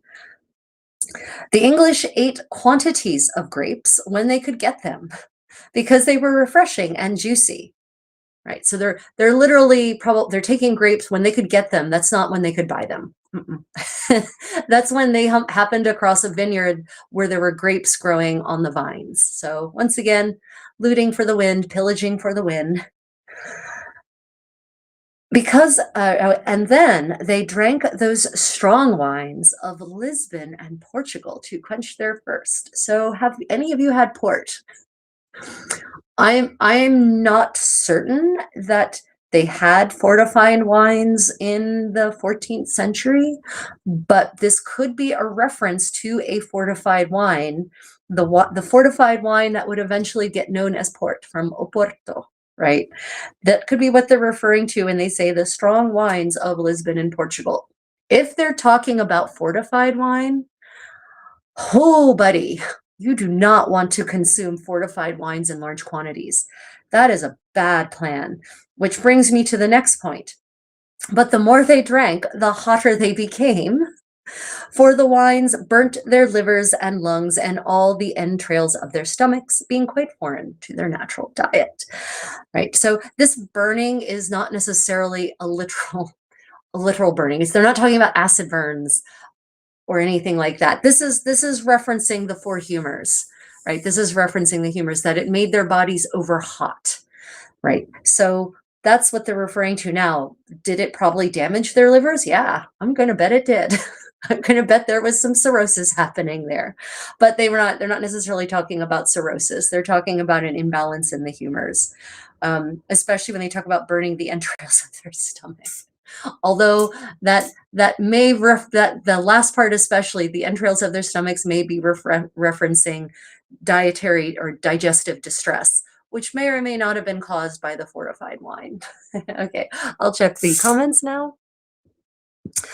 Let me see. I suddenly realized why the English kept invading France. Yeah, beautiful, mild climate, beautiful, mild, and palatable wines, big villages. What's not to love, right? Let me see. Spanish soil is apparently very acidic. Yeah, definitely, 100%. I used to like port. Don't drink anymore. Medicine doesn't mix well with booze. Yeah, port. I like port, especially as a digestive. A little glass of port after a nice meal is not a bad thing. I don't have it very. In fact, the only time I get port is when I fly business class, because often they have a nice port on their menu. Okay, so the English, and then here we get, I'm pretty certain it's the Portuguese perspective on English customs and dietary habits. The English live on mild flavored food and good heavy ales, which keep their bodies humid. So again, we're not talking about sweaty humans. This is the four humors, right? Wet, dry, hot, cold, right? So that's what they mean by humid. Humoral medicine, right? But I love the little tidbits. The soupçon of flavoring is cast in here. Mild flavored food and good heavy ales, right? Now, they had dry, sharp wines and drank copiously to forget their sorrows, right? So I do know that Spanish wines do tend towards dry. But that may be a reference to dry wine like we understand dry wine, but it could also just as likely be a reference to the four humors: hot, cold, wet, dry, right? The fact that they drank copiously to forget their sorrows also tells me they were possibly not diluting their wine. Remember, medieval practice for wine consumption is to dilute your wine, usually 1-to-1. Really mild consumption was 3-to-1, right? The Charles the Good of Burgundy was famous for his temperance and his moderation, and his chroniclers note, and people who visited his court noted that he cut his wine 3-to-1 water to wine, right? So that's, if you're drinking undiluted wine in the 14th century, that is not normal. That is not normal at all. And I'm going to bet that if they were drinking to forget their sorrows, they were probably not cutting it, which also might be why they scorched the entrails of their stomachs. So let's get to the knights. And this is the next passage we're about to go through, review, is something I've experienced personally when on campaign myself, right? The nights there are hot after the heat of the previous day, but near the dawn, the air suddenly grows cold. This caught them unawares, for at night they could not bear to have a blanket over them and slept naked because of being heated by the wine. Then came the morning chill, which struck through their whole bodies, giving them sickness and fever and afflicting them with dysentery, of which they inevitably died. It was the same with barons, knights, and squires as with humble people. Wheel of Fortune, my friends. Death comes for all, right? Death is the ultimate equalizer. Okay, so how many of you have either camped or done medieval living history or living history encampments? You go to bed middle of the summer, you go to bed night before, you're sweating, you're hot, you literally just starfish on your bed and hope that no limb touches the other limb because you're that warm. And then the night cools gradually until suddenly before dawn, it is indeed cold. And you wake up shivering because you have, of course, cast off the blankets. I've been this person. I have been this person. Thankfully, I did not contract a chill that resulted in sickness and fever and dysentery. But I have absolutely experienced exactly what is described here, where you go to bed, Penzic especially, you go to bed the night before and it's still hot as could be. And then by dawn, the earth has cooled to an almost alarming degree, and I wake up shivering, desperately scrambling to find anything to cover my body. Let me see. As a man who drinks highballs, I'm on my second highball. I agree with the idea of watering down wine. Let me see. Did they dilute the wine to bring out flavors? They did not dilute the wine to bring out flavors. They diluted the wine because it was understood that if you drank uncut wine, you would have health issues, right? So diluting water wasn't necessarily always potable, right? So one of the ways that they got around water not being potable and being possibly toxic or poisonous was by cutting it with alcohol, whether ale or beer or wine or cider. But the other acknowledgement was that if we drink undiluted wine in the quantities that we would need to stay hydrated, it will be problematic. So it wasn't really about bringing out the flavors, but making a refreshing, tasty beverage. Now, if any of you have tried chilled wine that has been cut with water, at a medieval event on a summer day, it's so refreshing. It's so much more refreshing than undiluted wine, really. Other questions? I hear London is like Seattle, rain and fog 9 months of the year. Seattle isn't like Seattle anymore, though. I lived in Seattle a couple of years back for a year and a half, and the weather, and my husband's family's from Seattle, and it's getting to the point where the summer is nothing but scorching hot. All summer, brown and dead, and there's not much rain in the winter anymore. Yeah. Let me see other questions. Da, da, da. I have slipped straight out on the ground. Oh goodness. Yeah, I've slept straight out on the ground. Yeah, if you sleep directly on the ground and it gets chilled, you're going to suffer quite a lot. I want to make a pilgrimage to Chichester and also visit East Scotland. I have actually been to Winchester and done a little walking pilgrimage from the hostelry of St. John all the way to, or the St. John, I think it's St. John, along the creek into Winchester Cathedral in medieval clothing. That was a lot of fun. Okay, so the interesting thing here is the way that the text underscores that death is the ultimate equalizer, that it didn't matter if you were a baron, a knight, a squire, or a commoner, they were struck down. He goes on to say, these are the fortunes of war. It must be said that the Duke of Lancaster and Castile would never have lost so many good men in battle as died of illness in that campaign. He himself nearly died of the epidemic. Out of 1,500 men at arms and a full 4,000 archers whom the Duke of Lancaster had led out from England, not more than half returned, or even fewer. Right. So this is an aspect of medieval pre-modern warfare that most most people either want to ignore or just of which they are unaware, is that most men-at-arms did not die a glorious death on the battlefield. They died of disease, either while campaigning or because of their injuries, they died of septicemia, right?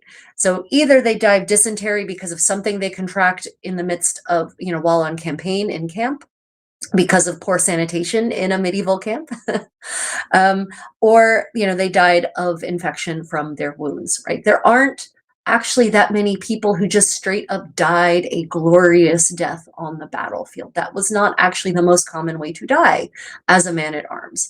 Most of the great knights throughout history died of infection from their wounds. So not necessarily the glorious battle death that we would like. Diego di Caviglia died several days after the Battle of Otranto from an arrow wound he took to the knee, got septicemia, didn't heal, he died. His body couldn't fight it, and he died. So the worst thing, though, that you can die from, in my opinion, septicemia, it's painful, it sucks, but honestly, defecating yourself to death has to be worse, and that's what dysentery is. Dysentery is when you can no longer control your bowels, and your body just rejects everything at speed, which means you dehydrate to death, actually. It's usually what kills you with dysentery. You dehydrate to death because you just can't retain the moisture. And of course, therefore, you can't retain electrolytes, you can't retain anything. Dysentery, I think, must be the most awful way to die as a man-at-arms. But that's how many men-at-arms died, as they say here. He would never have lost so many good men in an actual battle as died of dysentery. He had 1,500 men-at-arms and 4,000 archers, according to this chronicler, and fewer than half of that returned. But the other interesting detail here is the ratio of men-at-arms, a separate category, from archers, right? There are only 1,500 men-at-arms, but 4,000 archers, which underscores the importance of the role of the archer in, say, in this case, late 14th century warfare. Another aspect that a lot of modern medieval men-at-arms ignore in their, recreations or the melees or battles that they pitch, that there were more archers than there were men-at-arms, and that by this point, archers are playing a very important role. Let me see. So what you call renal failure. Yeah, it might have been renal failure, or it might have been all systems failure, dysentery. Yeah, dysentery is literally where you defecate yourself to death. And it's generally caused by bacterial infections from, unsanitary conditions. Yeah. So yeah, that is our account of a 1386 expedition by John of Gaunt, Duke of Lancaster, that Lancaster of the War of the Roses, Lancasters, and the King of Portugal against the King of Castile and the King of France, basically. I thought this was interesting because it covers so many different aspects of life that you might not get covered in any other particular chronicle, right? We talk about the practices of medieval armies for provisioning. We talk about the way soldiers talk about their own experiences, right? What is a good place to campaign? What is a not pleasant place to campaign? Soldiers actually thought about these things, right? This is actually provides a little insight into the mind of a man-at-arms in the Middle Ages, right? You literally decide, now we have to think about history in terms of, are a lot of these battles because men-at-arms wanted to go and have a campaign in a nice place with nice wine and a nice climate, right? That would be a fantastic way to reapproach the study of history. How many of these battles line up with places where there were nice things? And I'm not talking about the usual resources. I mean creature comforts like pleasant wine, a nice mild climate, big villages. What else do they say? Cool rivers, lakes, and pools. Basically, how many of his battles of history line up in places that would make a great modern vacation resort? I know I am partially jesting, but that might be seriously an interesting new take on history for some PhD candidate looking for a new thrust of history. Okay. No more comments. Right. Okay. So any questions, final questions about our account of the very failed expedition of John of Gaunt, Duke of Lancaster, to Portugal. There's just so many details here. The fact that English ladies, capital L, went with them on this campaign and therefore saw a variety of Spanish and Portuguese ladies and how they dressed and how they lived their lives, and brought those ideas and aesthetics back with them to the English court, right? This once again shows the interconnectivity of the medieval world. So the wine or spirits would have sterilized the water. Also, honey was used medicinally, even in today can be used effectively. Yes, exactly. That wine and spirits. So spirits aren't being consumed yet, as far as I know, at least what we consider spirits. If you're talking about distilled alcohol, as far as I know, I haven't seen evidence of distilled alcohol being consumed in this phase. It's mostly fermented beverages, right? Absolutely. Would have 100% sterilized the water. Yeah. Archers started training with the bow before pubescence. Yep, 100%. 100%. Agincourt, a nice place to fight a battle, pleasant weather. Yeah. And then you get there and it's like, what happened to the travel brochure that said that they had nice mild climate? It's talking about Agincourt. Yeah, don't forget the general's girlfriend. Yep, the general's girlfriend. Villa Vendetta says, got to head off. But what would be better to do with you, Patreon or YouTube membership? Probably for you, probably I don't know. That's a good question. Patreon, maybe? Villa, I'd be honored if whichever one's easier for you. I think Patreon is probably better for me. Honestly, I think so. Yep. Appreciate you, Villa. Thank you so much. Oh, wow. Thank you. Okay, so let us move on to our last series of texts. So we're going to move on to the biography of Il Magnifico, Lorenzo de' Medici, known as the Great. And this is, again, these are extracts from the biography by Miles J. Unger. As always, I will publish pictures of the books afterwards with the ISBN, so you can either get these through interlibrary loan or purchase them on Barnes & Noble or Biblio or Abe Books. I do not support Amazon because they're a terrible, evil company who don't pay their taxes and abuse their employees, so they can screw off right to hell. But I do like supporting other, especially local bookstores when I can. And if it's online, then Abe Books, Biblio, and sometimes you can find books on eBay too, being sold by private people and sold by secondhand bookstores. So, okay. Lorenzo de' Medici, let me set the stage. So I am wearing 1480s Florentine clothing of a well-heeled lady who's just casually at home, not out for any kind of big spectacle, not out for a public appearance, right? So this is how ladies would have dressed in sort of the middle of and / end of Lorenzo de' Medici's life. Lorenzo de' Medici dies at the age of like 44. He dies a young man, unfortunately. And I sometimes wonder what would have happened if he hadn't died a young man, if he had lived to a ripe old age, how history might be oh so different. But he didn't. He dies at a very young age, in his mid-40s, more or less. And then Florence goes to hell in a handbasket with Savonarola, kicking the Medici out of the city and turning it into a theocracy temporarily. And then he gets kicked out and it goes back to being a republic, sort of briefly. And then the Pope eventually installs the Medici back as the Grand Dukes of Tuscany, and Florence becomes their seat of power once again, right? So Lorenzo de' Medici's life isn't actually that long, but he accomplishes an amazing amount.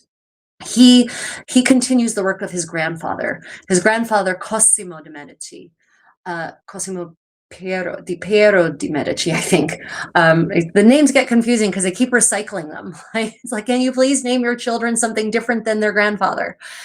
So his grandfather Cosimo is this really fascinating character who builds up the Medici's, the banking power of the Medici, and becomes the bankers for popes and kings, expands the Medici's banking empire, but at the same time, he maintains this fascinating facade of humility, of humble poverty For instance, when he is out and about in the streets of Florence, he does not ride a horse. He is not borne about in a wealthy sedan, in an elaborate, ornate sedan. He rides a donkey, and he wears relatively humble clothing. And he advises his son and his grandson to do the same, because he says, if you dress splendidly when you go out, and if you carry yourself about with pomp and circumstance like a king, you will engender resentment and put a target on your backs, basically. So he acknowledges that despite the fact that he's one of the wealthiest people in Europe at the time, in the 1440s and 50s, is when Cosimo's really, the 30s through 50s is when Cosimo's really living the high life, as it were. You know, he's one of the wealthiest people in Europe in that time, and he still acknowledges the need to maintain a facade of simplicity to prevent yourself from becoming a target.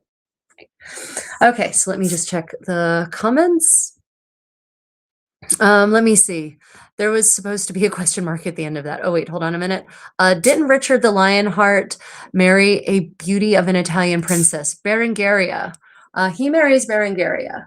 And yeah, so their story is an interesting and strange one, because we're not even certain that the marriage was ever consummated. There was supposed to be a question. Yeah, got that.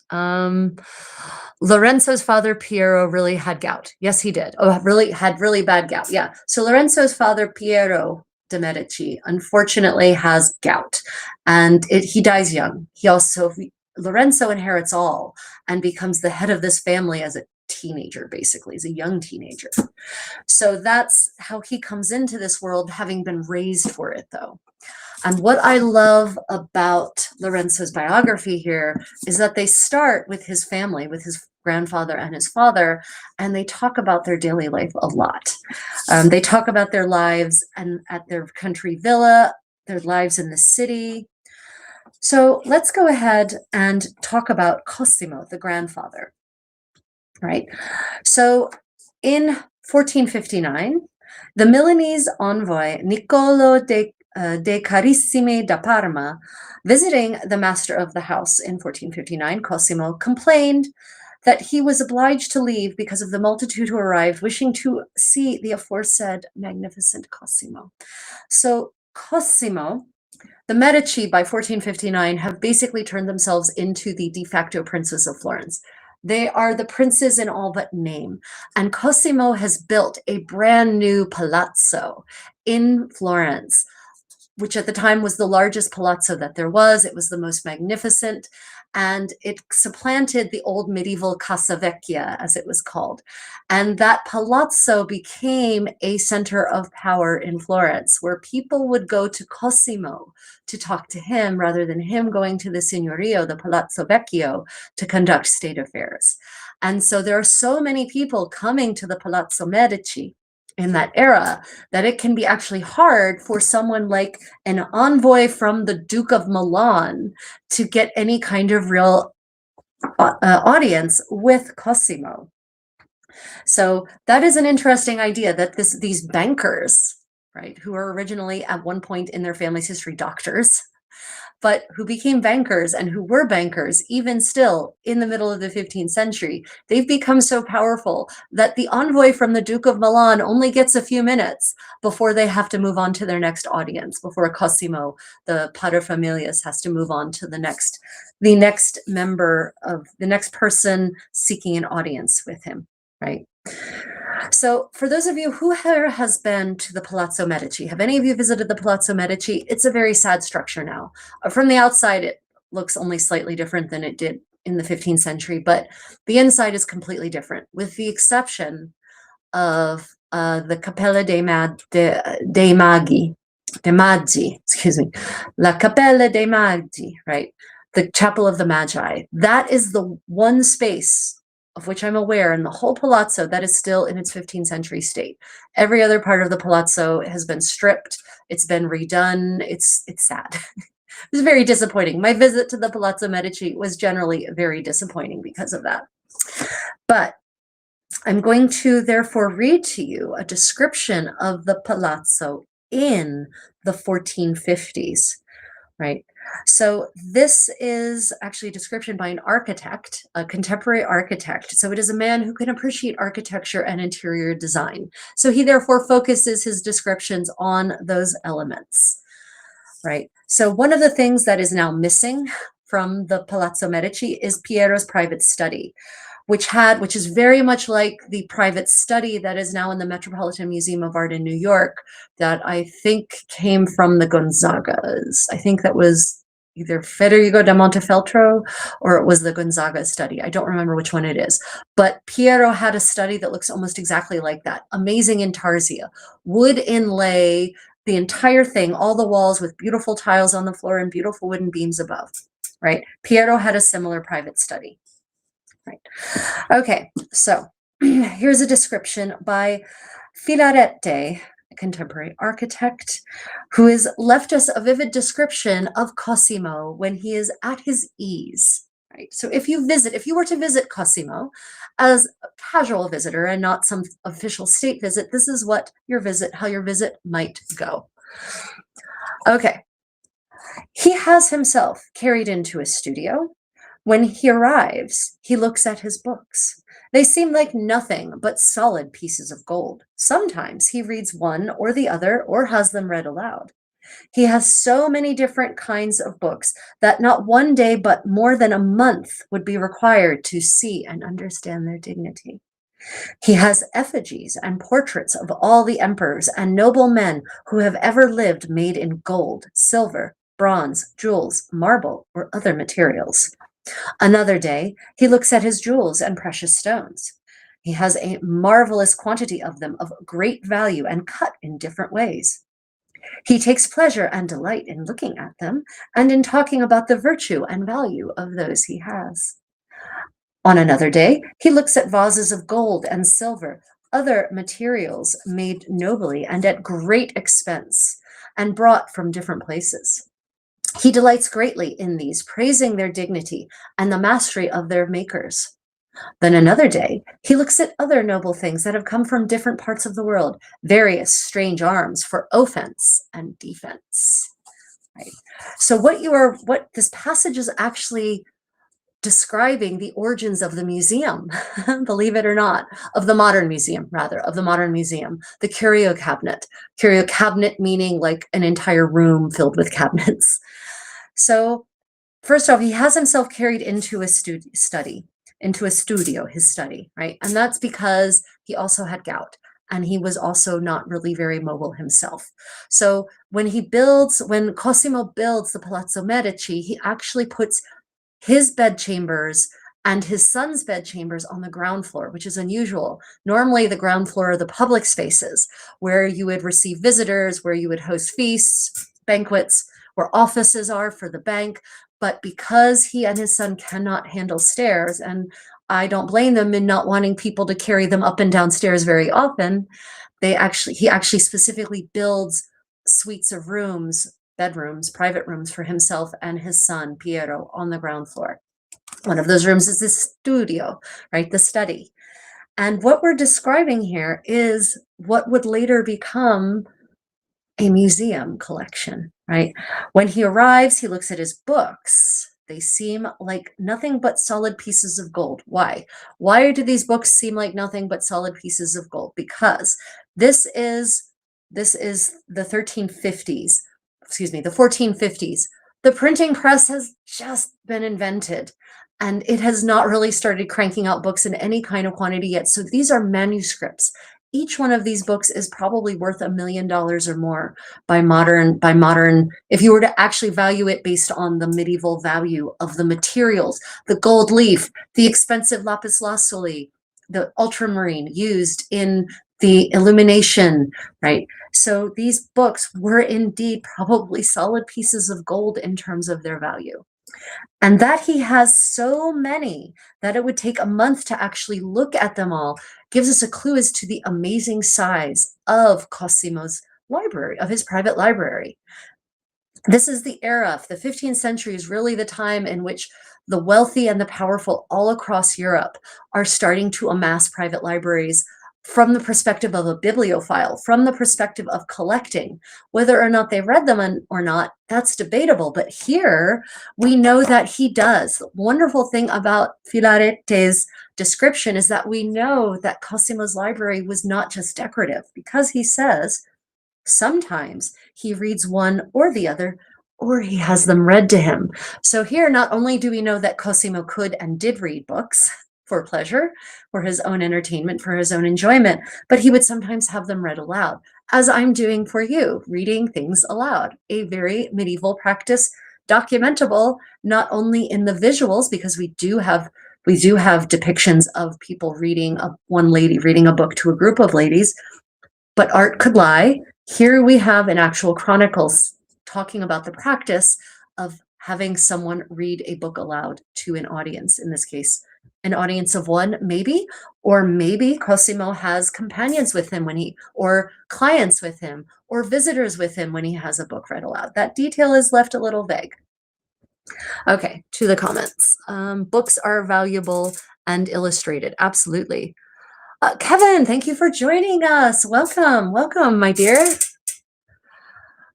Oh, I'm sorry, Shellback Bow. I didn't get to say goodbye. Susan was asking for clarifications. We're talking about the Palazzo Medici as it would have been called in the 15th century. It's now called the Palazzo Medici Riccardi because in the 17th century, the Riccardi bought it from the Medici clan, and they made major renovations to it. They added a wing, added a whole other separate set of rooms, and they completely remodeled it to look like the neoclassical, late Baroque, early neoclassical style, right? So yeah, let's see. Right, okay, continuing onward. He has effigies and portraits of all the emperors and noblemen who have ever lived, made in gold, silver, bronze, jewels, marble, or other materials. So when they say the emperors, they're not talking about the Holy Roman emperors. This is the start of the fascination with classical antiquities, with art from ancient Rome and ancient Greece. And here we have again an account of the fact that Cosimo has already started collecting effigies and statues of emperors, right? So, and he has effigies and portraits of all the emperors, which those could be originals or those could be ones that he commissioned to be made, right? So that he could have the complete collection, all the, you can imagine that maybe in this room, he has all of the Roman emperors lined up on a shelf along the wall, for instance, and noblemen who have ever lived, right? So this is like visual history. And also if you were to be invited into this studio with Cosimo, then you would look up and you would see all of these emperors and these noblemen, and the implication is that you should associate them with Cosimo, this humble banker of humble origins, here surrounded by worthy men, and that you should also view him, therefore, as a worthy man. Right? It's a not subtle flex. One, I can afford to have all of these statues of these emperors and these noblemen, and two, I count myself among them. But I'm a humble banker of humble birth and humble origins, so you should not envy me. It's an interesting set of contrasts. Another day he looks at his jewels and precious stones. He has a marvelous quantity of them, of great value and cut in different ways. So we know that the Medici were hoarders, and the architect Filarete confirms that, but it's doubly or trebly confirmed by the death inventory that is taken of the Palazzo Medici in 1494 when Lorenzo dies, because they do an entire inventory. It's a typical practice in Florence to do a death inventory. And they go through every single room, every single cabinet, every single trunk, and they list every single item. And by the time Lorenzo de' Medici dies in 1494, he has so many jewels and cameos. There's the section of the inventory that accounts for jewels and cameos is pages upon pages long. It's uncanny. So, Cosimo is the first to really start collecting jewels in any kind of real quantity, but Lorenzo inherits them all and then probably adds more to them. Okay, checking the comments. When wealthy had their own collections, didn't they sometimes sponsor scholars who would have access to those same libraries and might acquire particular books for their scholars? Yes, that is absolutely true. Kevin, the Medici were sort of the first to really start this trend, as far as I can tell. They intended, for example, Lorenzo, the man from whose biography I'm now reading, Lorenzo de' Medici invited artists, especially aspiring up and coming artists, to his what I'll call artist playground that he set up in the palazzo. And so Leonardo da Vinci, Michelangelo, Donatello, all of these artists were invited to the Palazzo Medici to work and to be creative. And they were housed in some cases, they were provided with food, they were provided with materials. So yeah, that is absolutely a thing that happened. And access to the library, access to the collections. Yeah, that was a thing. Scholars were absolutely invited in. This was the era when rich men actually did good things for the community and for philosophy and science and art, and especially art. Nowadays, rich people, their taste in art is terrible. But in the 15th century, they had excellent taste in art. And it was a big part of their program of self-aggrandizement, of self-propaganda, but also of being part of the community and being a representative member of the state was to commission and sponsor these great works of art and to commission and sponsor great books to be made. Yep, all that was definitely all part of it, 100%. Yeah, Botticelli was a frequent member of Lorenzo's, or a frequent flower in Lorenzo's art garden, if we want to continue with that metaphor, 100%. He takes pleasure and delight, Cosimo, takes pleasure and delight in looking at these jewels, in talking about the virtue and value of those he has. Another day, he looks at vases of gold and silver, other materials made nobly and at great expense, brought from different places. He delights greatly in these, praising their dignity and the mastery of their makers. So this is interesting that we have, according to Filarete, this architect who visited Cosimo, this is a first-hand account, contemporary account, Cosimo not only appreciates the objects themselves, these vases and these works of art and these crafts, what we might call a craft now, he actually praises the mastery of the people who made them. Often we wonder if artisans themselves were appreciated, and this is primary source evidence that at least in Florence, the artisans themselves, the skill that the artisans had accrued over the course of their career was indeed appreciated and praised aloud. So not just, oh wow, this is a beautiful, beautiful jewel. Also, the man who made this is very talented and skilled, what wondrous talent he has, right? So the artisans were also appreciated in and of themselves. Then another day, Cosimo looks at other noble things that have come from different parts of the world, various strange arms for offense and defense. And so this is the beginning of the weapons collection, of the exotic weapons collection. Leeds Armory is filled with weapons that came from exotic weapons collections that started in the 15th century. It's a trend that just goes up and up and up as trade with exotic parts of the world becomes more and more common. And having in your collection, say, a sword from the Ottoman court, or a shield from the Kingdom of Mali, or a firearm from China would have been impressive, right? And it's interesting that the chronicler distinguishes between arms for offense and defense, right? So, there's very clearly, there's an idea that something can be used to hurt people or something can be used to defend yourself from being hurt by people. Different parts of the world, right? The exotic anthropological collections that really reach their apogee in the 18th century, I would say, or the 19th century, but that all starts here in the 15th century. Okay, all gold and silver items, a flex in wealth, 100%. Yep, absolutely. Okay, so there was one more One more passage I wanted to read to you, and I wanted to read to you a little bit from the bibliography itself. Again, we're reading from Magnifico by Miles Unger. Highly recommend if you're interested in understanding about daily life across multiple levels of society, about how the daily life of this man, this great man, Lorenzo de' Medici, and his family, then I can really recommend this biography, because this isn't just great man history.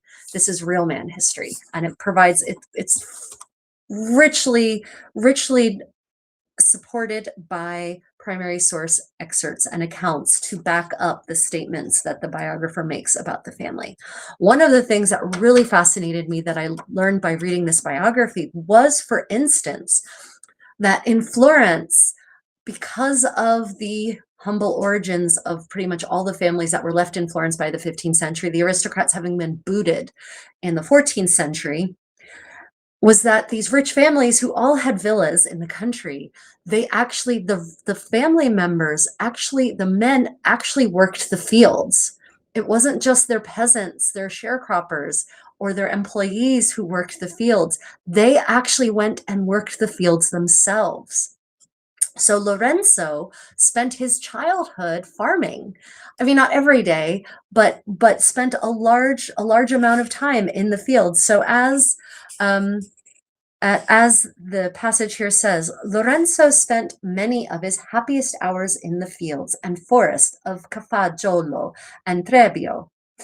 His many letters to the managers of his estates show a detailed and first-hand knowledge of animal husbandry, farming, and especially the breeding and care of horses, for which he developed a lifelong passion.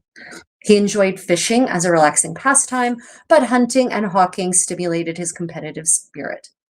Sights and sounds absorbed in the fields and forest fill his poetry, whose evocations of country life are every bit as precise as the landscapes of Gozzole, Ghirlandaio, and Fra Angelico. This description of a rural sunrise comes from his poem, The Partridge Hunt. So for those who don't know, Lorenzo was a true Renaissance man in the understanding of that word now, meaning he was a polymath. He was interested in science, in engineering, in music, in dance. He composed music and dance. He composed poetry. He composed songs. He could play instruments. And clearly, he is also interested in agriculture, because the Medici had large estates, right? And so here is a poem that he calls The Partridge Hunt. Right. So this is a translation. I don't have the original Italian. I might have the original Italian. I have a book of Lorenzo's poetry over there in the original Italian. I should have looked that up. Sorry, everyone. You're just going to have to deal with this translation. The Partridge Hunt by Lorenzo de' Medici. The wolf retreated to his wilderness. The fox retreated to his den. For there was now a chance it might be seen.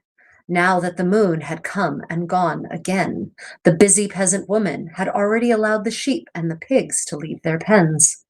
Crystalline clear and chilly was the air.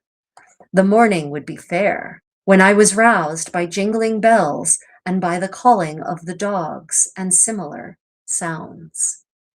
Right? So this is not the whole poem. This is just an extract. But there's a lot of fascinating details here. One, there are still wolves in 15th century Florence, or not in Florence, but around in Tuscany. There are still wolves in the 15th century.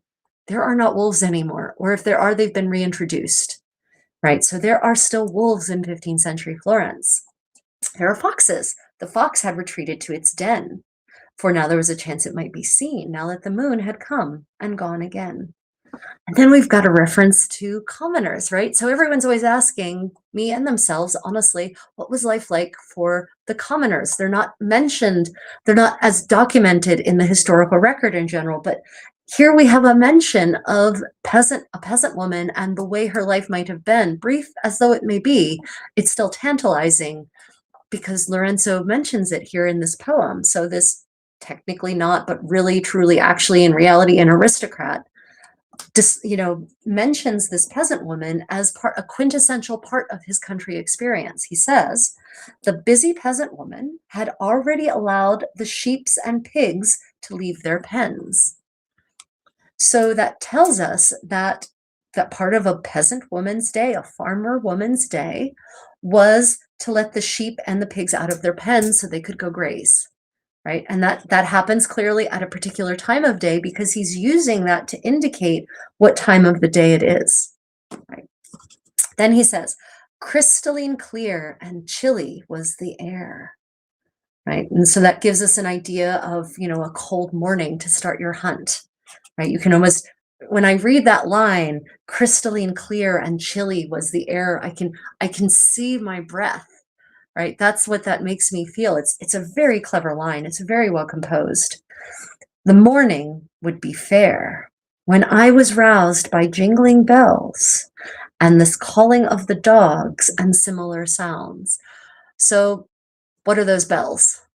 Those bells are probably the bells of the hunting birds, right? I suspect they might have also had bells on their dogs. I think I have seen bells on hunting dogs as well, but I suspect it might be the bells on the hunting hawks that he's referencing there, right? This is such a bucolic patch of a stretch of poetry, right?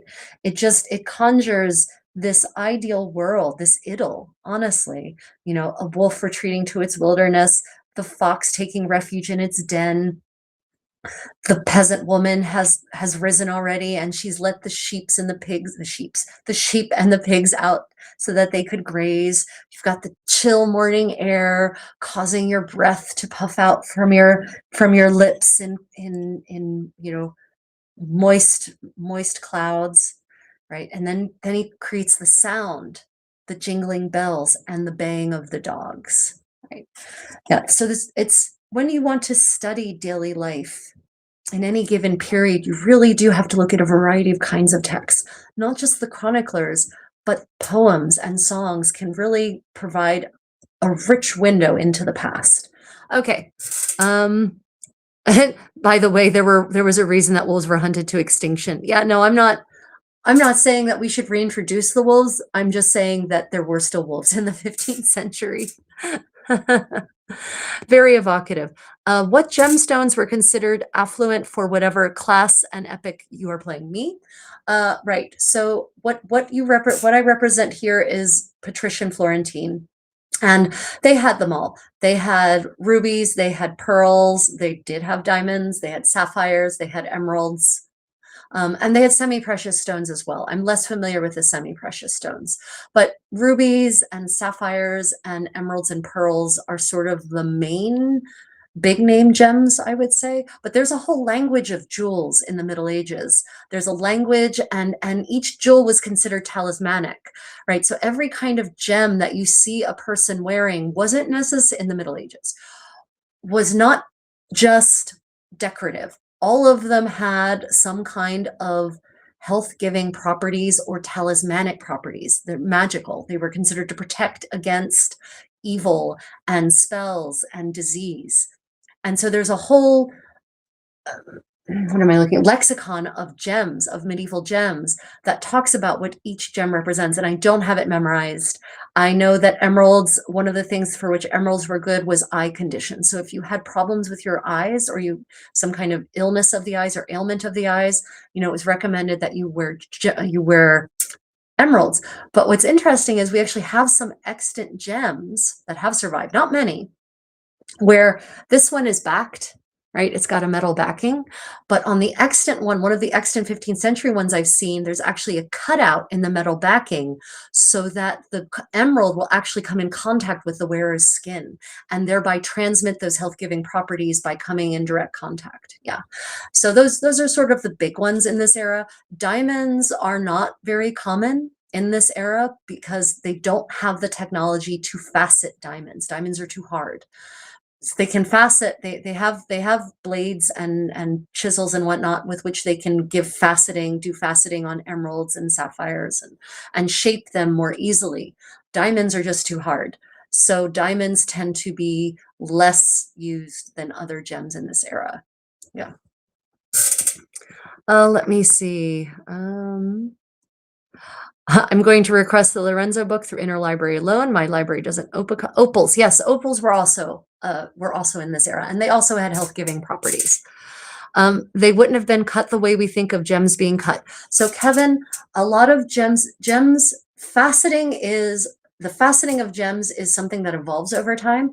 By the 15th century, they have started faceting gems, and we know that from the first passage we read about Cosimo's collection, because it actually says there, Filarete says, he has a marvelous quantity of gems of great value and cut in different ways. So by the 15th century, gem faceting is absolutely a thing. Earlier, they would actually just round them into what are called cabochons. But they are starting to facet them. But there's a lot of the modern, the really complex modern faceting that wasn't done in this era for many reasons. One, it was very wasteful. It would have been wasteful to put lots and lots of complex facets in the gem. But two, they don't necessarily have the technology to do a lot of the really intricate faceting that we have now. So while gem faceting was practiced in medieval jewelry making in Europe, it's not necessarily the same range of faceting types that we have now. And as the Middle Ages wear on into the Renaissance, you see an increasing prevalence of faceting in gems. The earlier you go, the more likely it is that the gems are going to be rounded into what's called a cabochon. The later you get in the Middle Ages, the more gems become faceted. Let me see. To answer Kevin, okay, there we go. Nevis, there you go. Thank you, Nevis. Sorry, just I'm behind in the chat very clearly. And as Nevis says, yeah, the occult virtues of stones is a massive rabbit hole, and the occult virtues of stones is not necessarily universal across all of Europe, across all the Middle Ages. So, you know, what an emerald may have been considered, the occult properties or the talismanic properties of emerald in 12th century Byzantium, Constantinople might not have been the same as 15th century France, is my point there. So yeah, it's a rabbit hole. You can keep falling forever and ever and ever. The only thing capable of cutting of diamonds was either diamonds. So most were points and rarely rounded. Yeah, so diamonds actually, exactly, Nevis. So diamonds actually kind of happily fracture naturally into a point, into a four-sided, basically a four-sided pyramid. So that's why when we do see diamonds in medieval settings, it's a four-sided pyramid point. And I don't remember what that facet is called, because that's naturally how they tend to break. So diamonds tend to come in that shape already. But yeah, as Nevis says, only diamonds can cut diamonds, and they didn't have the technology to make diamonds to cut diamonds. Yeah. Okay. So one of the things I loved about this idea of the men of Florence, the wealthy men of Florence, working the earth themselves and developing an appreciation for the value of labor, for the difficulty and challenge of making the earth fertile and productive. I think that's a different way of being wealthy than we understand now.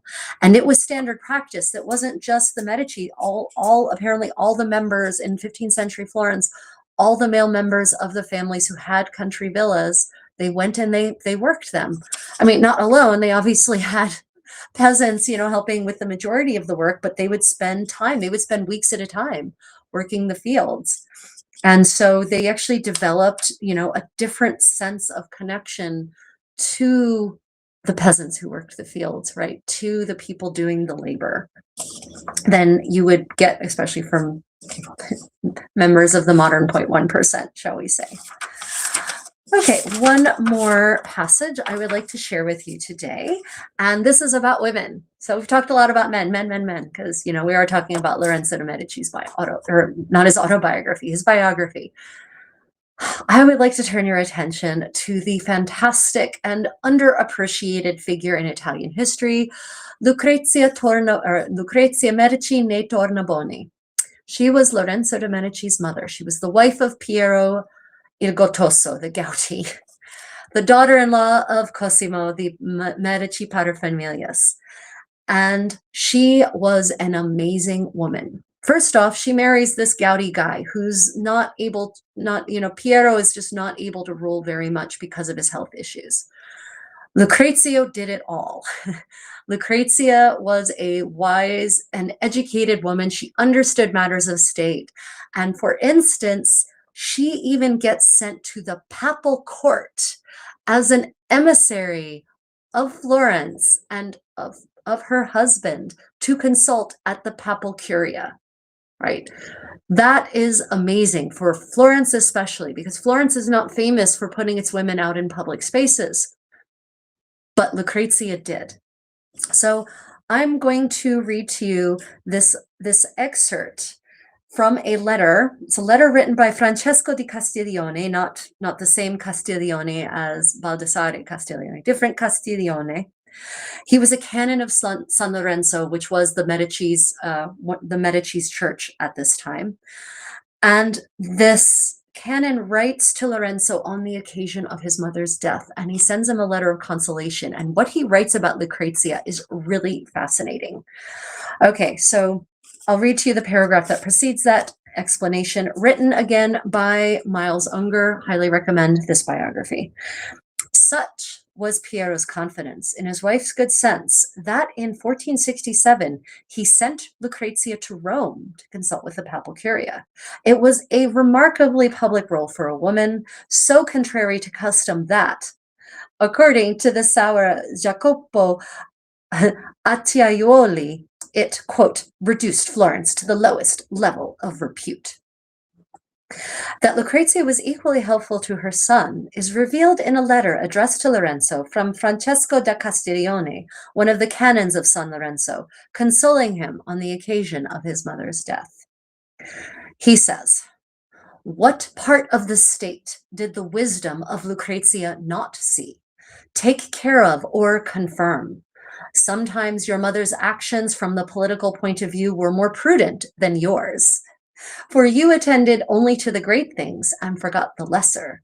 She knew how to manage the most important affairs with wise counsel and to succor the citizens in times of calamity."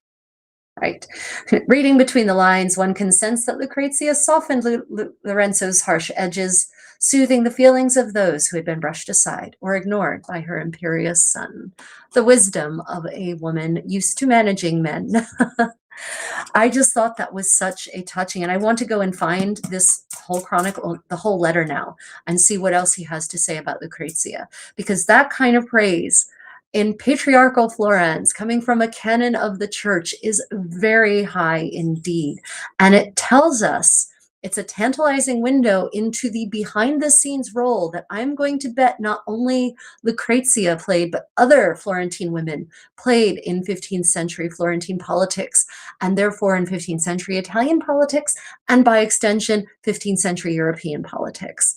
Right? It's little hidden nuggets like this that have been ignored by the great men of history books, right? But that get discovered in works like these biographies when you have a good scholar really looking at all the angles, right? So I really cannot recommend Miles Unger's biography, Magnifico, enough. He's not paying me to say this. I don't know this person at all. Maybe I'll see if I can get him on the show for a live stream interview, if he would do me that honor to answer all your questions about the Magnifico.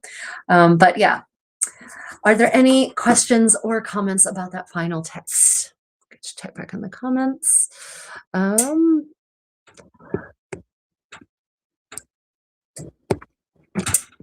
Let me see.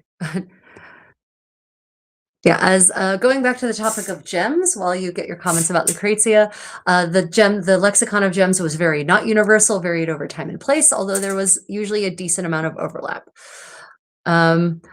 Kevin comments on the farmers. Farmers have to be very intelligent and skilled, often have to fix their own implements, solve problems, be incredibly organized and time sensitive, 100%.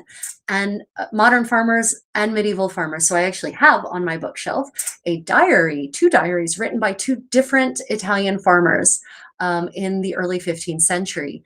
And their diaries are just amazing records of daily life, but also the skill and care that went into farming. Yeah, no, farmers don't get enough respect. They really don't. They deserve a lot more respect than they get. Super nice outfit. Thank you for what you do. Thank you. I really appreciate that, Reptile. Thank you for that lovely compliment. The basic premise of gem cutting was to mix abrasive dust into a cement like matrix on a cutting wheel. The standard for gem cutters was was corundum, interesting, ruby sapphire. Diamonds were too rare to use for cutting. Yep. Yeah, it's funny. They were too rare in Europe. Meanwhile, in Africa, Africa is littered with them. Yeah. Probably physical exercise is good for the brain. Lots of time to think while doing work outdoors. Some of my best thinking occurs while delivering mail. Yep, agree with you 100%. Whenever I'm doing some kind of repetitive exercise, I fall into a trance-like state, and that's when I have some of my best creative ideas, actually. Why wasn't there a biography on Lucrezia de Medici? I don't know that there isn't. Maybe there is, and I just haven't found it yet. I haven't actually looked. Sometimes my wife nudges me away from taking petty revenge on people. Playful revenge, nothing serious or illegal. I'm sure that sort of thing happened a lot in the past. Yeah, 100%. Just because women weren't necessarily allowed to be at the front doesn't mean they aren't leading from behind. Okay, I would like to thank everyone for joining us for another long-awaited session of Medieval Storytime. If you've been watching, please like and subscribe if you haven't already. I would like to thank my channel members and my patrons for joining us today, for supporting my work. If you're interested in, you are able to support my work financially. There's patronage on Patreon, The Creative Contessa, or channel membership on YouTube. And that comes with a whole host of extra perks depending on your level of support. Tutorials, extra videos that no one else gets to see. I share lots of resources with my patrons and channel members. And of course, there is my private Creative Contessa Discord server where we share all kinds of conversations and information and resources together. I would like to thank those of you who have left super chats and given me gems. And of course, all of my whole community, all of you, Kevin and Jim and Susan and Nevis and Takeda and Reptiles and Vendetta, all of you who just participate in my live streams, leave comments, and lead me to keep doing this because I really enjoy this community that we have built together.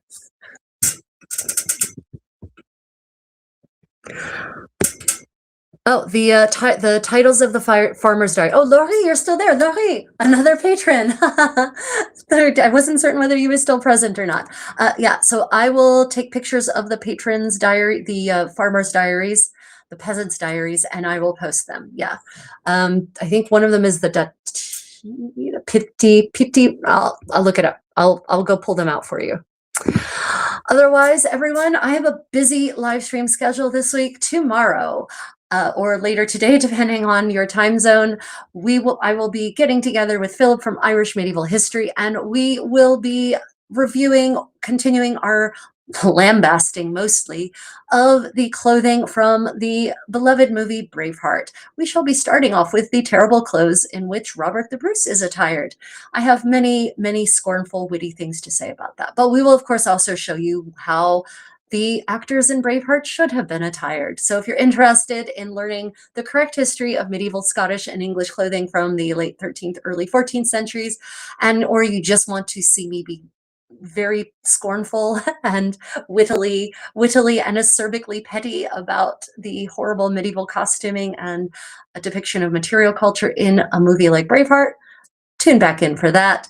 Then on Christmas Eve for many of you, Christmas Day for us, Philip and I will be having our annual medieval Christmas special where we'll just talk about the celebration of Christmas in the Middle Ages and answer all your questions about it, share fun information about food and practices all across Europe in various parts of the Middle Ages, but for me, mostly focusing on the 15th century. Okay, otherwise, everyone, I am rather hungry. I'm going to have some of my wonderful medieval mincemeat pie that we made yesterday in my medieval cooking party. The recording for that is on my YouTube channel. If you look up Medieval Cooking Party Christmas Special from yesterday, you can watch the whole recording from beginning to end. We go through the entire process of recreating this recipe from a cookbook from the 15th century papal court. And unfortunately, you don't get to see the very end because I put it in the oven and then that's where we end the stream. But now you can see the end. So you've seen the end. If you want to see the 95% of the process that came before this, then check that out on my YouTube channel. Otherwise, everyone, until next time, stay creative and I hope to see you all tomorrow. And if I don't, then Merry Christmas. Try not to get into a fight with your family members.